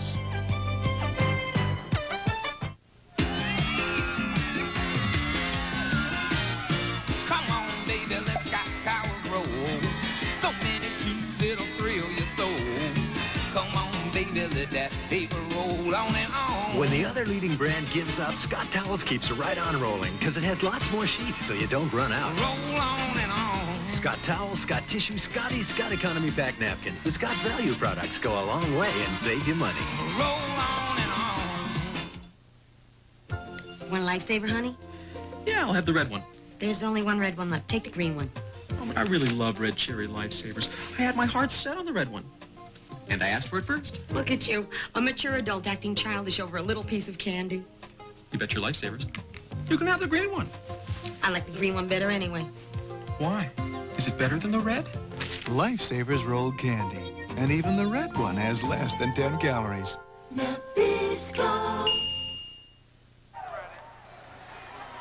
Maryland 1st and 10. The blitz is on. The pass incomplete, intended for Blunt. Out in the flat. Gelbaugh read the blitz and went to the safety valve man, the checkoff man, Alvin Blunt. Incomplete. It'll be 2nd and 10 and a big series of downs, not only because of the 2-point margin in the score, but also because of field position. If Penn State can hold Maryland to without a 1st down, it would change the entire field position around. Plus, it gives Penn State a decided defensive edge and strategy now because that was an excellent call and the play was there. He just threw the ball away. Penn State going entirely with a 2nd-team defensive unit. Linemen, linebackers, and secondary people. 2nd and 10. Delboss stumbles. Looking deep. Intercepted by Dwayne Downing. And they're going to call it an interception and a fumble. Yes. Yes, it's Penn State football. Dwayne Downing with the interception, the fumble, and Bykowski recovered. Now he changes his mind. The official right on top of the play signaled that a fumble. He was overruled. You saw it, folks. No further comment is necessary. The official right on the play ruled. Actually, he was stripped, Stan. It's a good throw. Now, what you'll see right here is one of Delboss's better throws. You see the interception. And this is steps inside, and he's stripped. Well, I don't know. He was juggling. But regardless of the call, the fact is the guy made the call and then was overruled. Let's give the official the benefit of the doubt. 3rd down and 10. I think eventually that was the proper call. I don't think Downing ever had full possession. Draw play. Blunt. He will not get there. He fumbles. But they're going to rule that he was down. So Blunt fumbles after his knee touch. Pete Giftopoulos with a hard hit, backed up by Barry Bookman, and the Penn State defense is held, and the Penn State fans are on their feet. So the 2nd team unit does a terrific job. And it also gives them the option now coming back in the next series with the 1st team defense. 7:09 to play, and Penn State should have great field position. Coates and Timpson back deep. Timpson on the near side. Short punt. Coates takes on the run at his own 42. Fumbled. He picks it up. It's loose. Penn State has recovered the fumble. Yeah, but Stan, that's reckless football. He's a great kid and a great punt returner. But again, I keep emphasizing this fact. You have to remember. Watch it now. He makes a nice move here. Cuts up inside. This juncture of the game, you must emphasize. You see the ball slip out, it's perspiration. That's like a greased watermelon out there. And they have to concentrate and hold on to the ball. The barrels of Pauline continue at Byrd Stadium in College Park, Maryland. 6:51 to play in the game. There's a timeout. Penn State 20 and Maryland 18. We'll be back right after this.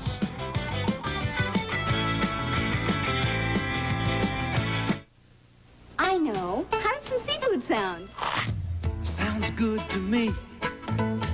Sounds good to me. Long John Silver's got battered fried shrimp, breaded shrimp, scallops, clams, even oysters. Sounds like a taste in a place I wanna be. Sounds good. Sounds great. Come on, grab me a plate. Long John Silver. Sounds good to me. Banking at the right place can make a difference. This is the Atlantic difference.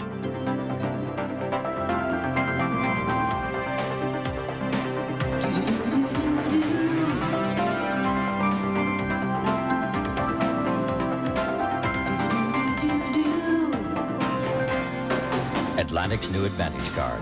Better broker discounts, higher paying CDs, lower credit costs, and no fee services. Atlantic Financial. We can make a difference.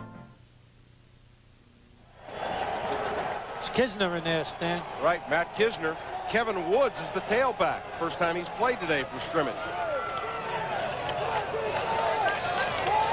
Kisner throwing over the middle. Roundtree makes the reception inside the Maryland 40 at the 37-yard line. So Ray Roundtree, heard earlier, comes back. His 4th reception to the ball game. Another great catch, though, Stan. This young... Watch this. This is just a quick drop back, a slant in. But Roundtree has great concentration on a football. He just ignores everybody and everything around him to make the reception. Well, you got 2nd team running backs, 2nd team quarterback, 2nd team offensive line. They pick up a 1st down right away. Kisner. He's hit and dropped by Chuck Fawcett. They had a blitz, and Kisner rolled right into the blitz. Not his fault, but a good defensive play call by Maryland. They just had the right defense called, and Penn State the wrong offensive play. It's supposed to be a sprint-out type of action, trying to hit an out pattern, and Fawcett was coming up in that seam. Nothing you could do about it. Terry Burke forced Kisner right to Chuck Fawcett. Fawcett, junior from Willingboro, New Jersey, 6'3", 235, an All-American candidate. The loss is back to the 43-yard line. It is 2nd down and 16. Draw play to Manoa. Not much doing there. Chuck Fawcett again making the tackle, and that'll bring up 3rd down and long yardage, 5.5 to play in the game. Without second guessing, I have to wonder if DJ Dozier is 100% correct. You would think that at this position in the game, he'd be in the ball game, hoping to break. But maybe he is fatigued, or maybe he had his ankle is broken. Penn State could possibly, with about a 12-yard completion here, that wouldn't be enough for the 1st down, but it might be enough for Massimo Manca. Might see them go to the tight end here.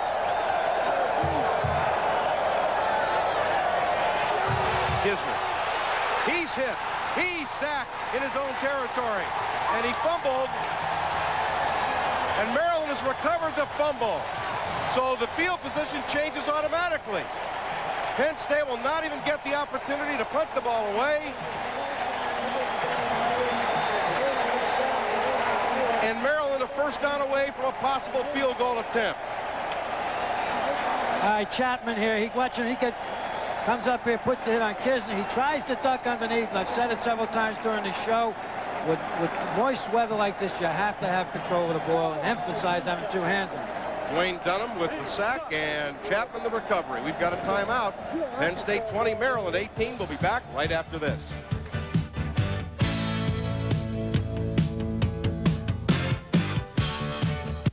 My 3 favorite things are my blanket, my bear, and my banner. What's Banner? Me, I'm Banner, the soft touch. Go ahead, touch. Boy, you are soft and fluffy. I'm soft on Mom's pocketbook, too. Here, you play with the bear, and I'll play with the banner. No, I want the banner. I'll give you the blanket and the bear. I want the banner. Banner toilet tissue. It's the soft touch. They like me. No matter how things change or how we live today, the best things in life are done the original way. Enjoy something original. And now you get 3 for free. Get 12 pieces of Kentucky Fried Chicken for the price of 9. That's 3 for free. But hurry. Kentucky Fried Chicken. Enjoy something original now. Penn State, committing their 5th turnover of the game, has put Maryland in position to win at the Penn State 48-yard line. Edmonds in motion. Badonic driving hard and spinning down to the 42-yard line. Shane Conlon grabbed a hold of him, but Badonic is strong, and he drove forward. It's a nice 6-yard gain for Maryland. Well, I think Bobby Ross's strategy here, keep it on the ground as much as he can, try to ground out some 1st downs, and if he doesn't get in for the touchdown, go for the game-ending field goal. 2nd down and 4.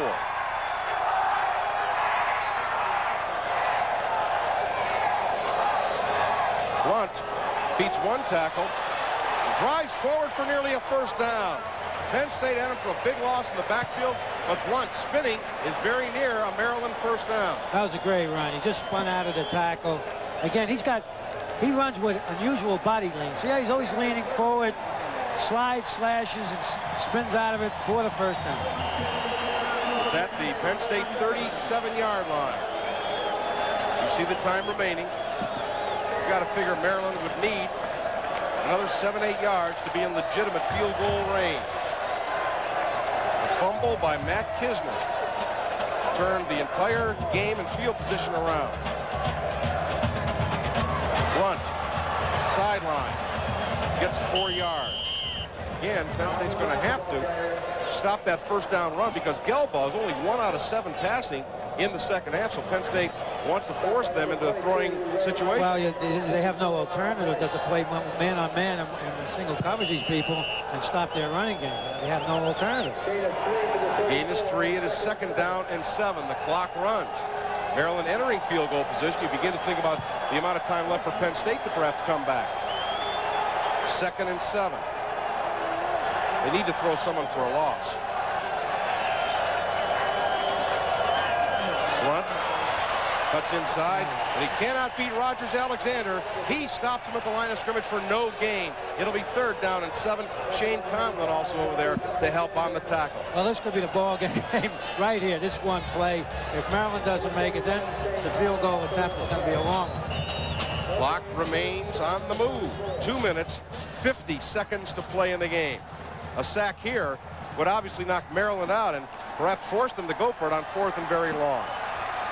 This could be your ball game. 3rd down and 7. I would think they would blitz. Nope, no blitz. Gelbaugh, deep, down the sideline, overthrown for Raouf. Coverage on the play by Duffy Cobbs. Not able to get there. Now it is 4th down and 7. It would be a 51-yard field goal attempt for Maryland should they decide to go for it here. Well, I think he has no choice, as they say. For Brooklyn, we would say choice. No, he hasn't any choice because, you know, the fact is he might not never get another opportunity to get that point, these points. Well, what win there is at Paradis' back. Now, remember, he missed a 35-yarder. This would be a 52-yard field goal, angle to the right. 2:31 to play. It's long enough. No good. He missed it. Wide to the right. Well, he had the distance, but he missed it wide to the right. 2:27 to play in the game. When we were coaching, I was coaching, we used to say some games you don't expect to win, you win, and some you lose that you don't expect to lose. And that's because somebody up there dictates the tempo of what's going to happen that day. And it seems to be that this is meant to be Penn State. They've dodged an awful lot of bullets, and they've turned the ball over 5 times. To turn the ball over 5 times to Maryland, and if they come out winning, is really spectacular. There are bullets left, however. Penn State will need at least 1 first down. Maryland has all 3 of their timeouts remaining, and Penn State has not been able to run the ball consistently today. Smith and Dozier are the backfield. Schaefer, the quarterback. Dozier cutting upfield, spinning, driving for extra yardage, and he gets it out to the 39-yard line. A gain of 4. It'll be 2nd down and 6. And Penn State will have to get 1 first down before Maryland begins using their 3 remaining timeouts. Well, they have Schaefer back as quarterback, and I would hope the coaches would be telling Schaefer to tell the ball carriers on every play, protect the ball. 2 hands on the ball, 2 hands on the ball. Don't get too cute. Single setback in the eye. Kimpson in motion. Dozier again, hit in the backfield and dropped for a yard loss. At the 38, Kevin Walker makes the tackle for Maryland. And time is called on the field. Stan, they blitzed on the inside with the linebackers, but Schaefer almost fumbled the snap. Had a tough time getting that clean. All right, Maryland utilizes the first of their 3 timeouts. They'll have 2 remaining. It'll be 3rd down, 6 yards to go for the first down. And a first down for Penn State here would just about give them the victory, especially if they force Maryland to use their timeout. See the timeouts remaining. Well, the other thing that Joe Paterno has to calculate now is field position. His punting game is pretty good. If he's going to go for the 3rd down, if he's going to try a pass for the 3rd down, it has to be a very reliable, high percentage play. He can't afford another turnover here because he's going to blow the ball game. If he doesn't make it and he's got a 4th down punting situation and they get a decent punt off, Maryland is going to really be fighting the clock even to get into field goal. Unquestionably. Wondering if a screen might not be the call here. Maryland blitzed them the last play. If you want to put it up in the air. Well, it's some kind of a rollout. So now possibly Kisner would be better here, but Schaefer might be out of it. They have some kind of a rollout flood pattern where if they drop off, he has the option to run. He has not that much yardage to get to make the first down. Penn State only 2 out of 11 on 3rd down conversion. Short drop over the middle, incomplete. Now Domidio was hit and a flag is thrown. Domidio was hit by a linebacker, but the flag came very, very late.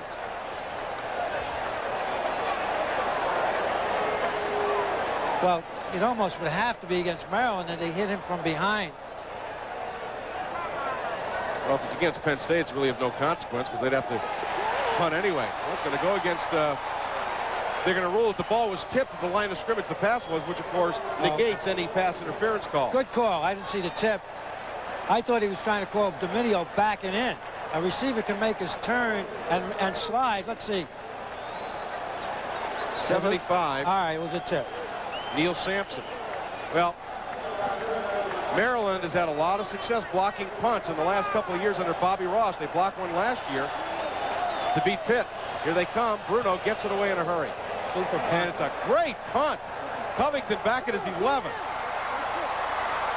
Breaks the first wave, still on his feet, and finally knocked down at the 23-yard line with 1:24 to play in the game. Marcus Henderson, first man down. He made the initial hit. Stan, this is a fantastic football game because now the onus shifts back to Bobby Ross. What do? Your quarterback is not throwing well at all. If you run the ball, you run a couple of plays, you're going to run the clock out. He almost has to have the perfect balance of the pass, some running plays, whether it be draw plays or screen. 1:24 to play. Maryland trailing 20-18. They have 2 timeouts remaining. Gelbaugh breaks a tackle, throws, almost intercepted, it is caught. At the 45-yard line, still on his feet. Tuffy Cobb knocks him out of bounds.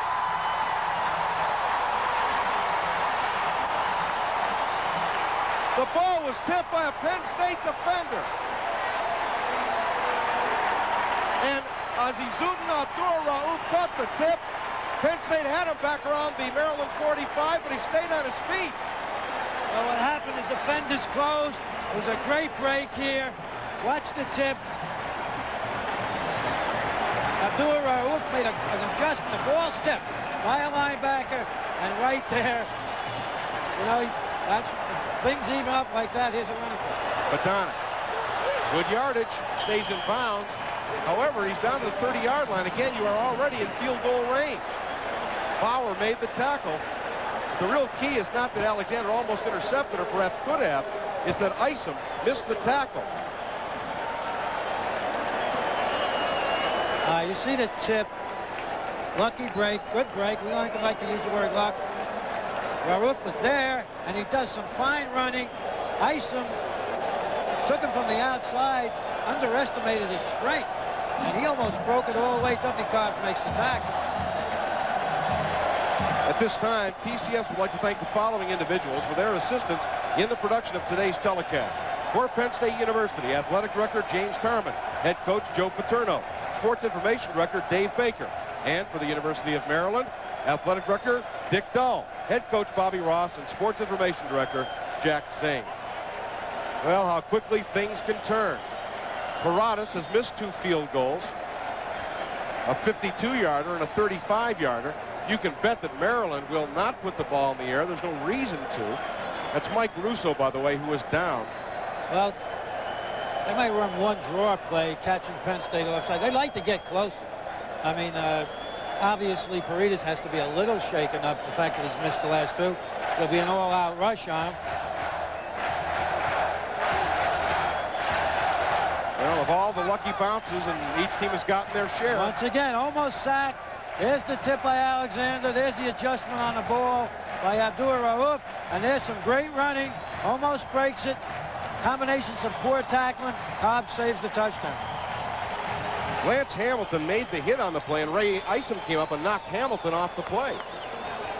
Maryland still has 2 timeouts remaining. So if you count on something other than the possibility of the field goal being missed, you need a sack if Maryland throws, which I doubt, or some sort of a penalty. Russo still down. Now he's being helped up. He's played a very good football game, and he has got a leg problem. He's going to be helped off, and Russo dragging that leg. He's played an awfully good football game. Well, I look for Penn State now to take some reckless gambles, to make something happen and make sure they... Well, I'll tell you what I think, George. I think Penn State should be using their timeouts here. because Maryland's going to run it down. And Gelbaugh's going to throw. He's a sack. Over the middle. It is incomplete. Holder had it, juggled it. Bauer was there with him. That stops the clock. That helps Penn State, considering their position. Well, I know Coach Ross doesn't want to do this too often. Penn State almost got a return break on that as it goes off Holder's hands, and almost an interception. Hamilton was there. 44 seconds remain. It is third down. 4 yards to go. I think it might try to draw a play here to get the first down, or a running play here to get the first down. Call a timeout. Gelbaugh will throw. They need a sack. Pass complete for the first down. Fumble! It's loose, and Penn State has recovered the fumble. Penn State has recovered the fumble with 38 seconds to play. Stan, I'm going to... Unbelievable. But what did I say at the top of the show about the hands being wet in a day like day? They're passing the ball back and forth to each other, and they can't help it. That was a great break for Penn State. Joe Paterno needs a resuscitator. Tim Johnson, who had left the game earlier, recovered the fumble. It's not over yet. No. The way they're passing the ball back and forth. Well, that is Maryland's third turnover. They had not made one since early in the first quarter. It's never over until it's over, said Yogi. Good pass, too. Good curl in. Had the first down. He drops the ball. Well, Lance Hamilton stripped him. Let's give him some credit, although obviously Blunt's got to hang on to that. I consider that luck, and a bad luck for Maryland, good luck for Penn State. Oh, unquestionably. Well, Maryland still has its 2 timeouts. Schaefer drops. Well, you know, we sit up here, X's and O's, the coaches study film, we analyze, we check things out, and when it comes down to it, sometimes it's a horseshoe or a 4-leaf clover. Good luck. Now you know why I got out of coaching. You got the gray hairs anywhere. I wonder what you'd look like if you to continue. I was getting all the aggravation without the money. It's bad enough when you're getting the money, but without the money, it's really tough. Well, barring anything really unforeseen, Penn State will stretch its winning streak against Maryland to 21 in a row, the series record to 28-1. But believe me, several of these games in the past 10 years have been so close. Last year's, of course, a 25-24 game. This game, which Maryland easily could have won. You know, Joe Paterno has never lost to Maryland, and I kind of think that Lord Baltimore, when he first came here, must have mistreated the people from Brooklyn. Either that, we've been getting everybody. Tonight, in the Chesapeake Bay, they're going to close down every Italian restaurant in your honor. Now there is Len Lynch, senior offensive guard from Levittown, PA. Their offensive line, Maryland's offensive line, did a tremendous job running the ball exceptionally well. Maryland will have 1 timeout left. Schaefer will drop on the ball. Maryland will use that last timeout, and that should be it. Maryland uses the last timeout with 29 seconds to play. There is Rick Botonic again playing a great football game. He's a tough customer, and he's great. He's a solid runner. I would imagine that given an opportunity in professional football, he'd be a great special team. He'd be another Jimmy Taylor. You know, without sounding trite, my heart goes out to Maryland. I have nothing but the utmost respect for their coach. He's a great credit, to the coaching profession. They've done a fantastic job here. They played their heart out, and they got outlucked today. Penn State did a great job coming back from last year after those last 2 losses. But Maryland, your heart has to go out to them. The first chance they've had an opportunity to possibly go on and win a national championship, and to get upset in your first game. Oh, boy. I mean, I know what's going on in those kids' hearts and their stomachs. It must be terrible. Well, Rick Botonic said in this morning's newspaper, in the Washington newspaper, he said, I don't know what will happen to us if we lose this game. And it's not a matter of them saying to themselves, we played very well, which they certainly did. But when you lose so many close games like that to one particular team, it's very disheartening. And Botonic said himself, we can no longer be satisfied with merely playing well and losing by 1 or 2 points. Sooner or later, you've got to turn the corner. There's a guy who turned this program around, Joe Paterno, now 17-0 against Maryland. And Penn State will drop on the football. Got a flag down. Look. Procedure against Penn State, although... No, that's against Maryland. Oh, it's against Maryland? Makes no difference. Again, all that has to be done here is for Schaefer to drop on the ball. Maryland out of timeouts, and that'll be it. A reminder that we'll be with you again next Saturday from Beaver Stadium in University Park, PA, Penn State's home opener against the Owls of Bruce Arians and Temple University. Good option team. You'll see a different style offense next week. Schaefer drops to his knees. And that'll be it. And we got another flag down. What Maryland is doing is... Well, the clock will start again. Now, if they're deliberately encroaching or causing the flag to be dropped, they're going to see if they turn down the penalty. Decline it again. Well, it makes no difference because as soon as the ball is marked for play, the clock will start again, and the final 20 seconds will be called off. 25 seconds in which to get the ball into play. Of course, Penn State can utilize all that on the time clock. The penalty is declined, and now the clock will restart. Well, it was a thrilling football game, regardless of which side you were rooting for. It was just a tremendous college football game. More twists and turns than any Pennsylvania winding mountain road. And it really was not decided until the final 40 seconds of the game. Well, a little bit of discipline on the sideline already, early in the season. He was trying to run on the field. He caught one of the young freshmen, and he didn't want him to be exhilarated a little too soon. Well, now it is time for celebration. That is the end of today's football game. The final score, Penn State beating Maryland for the 21st consecutive time. The final, Penn State 20, Maryland 18. We'll be back right after this.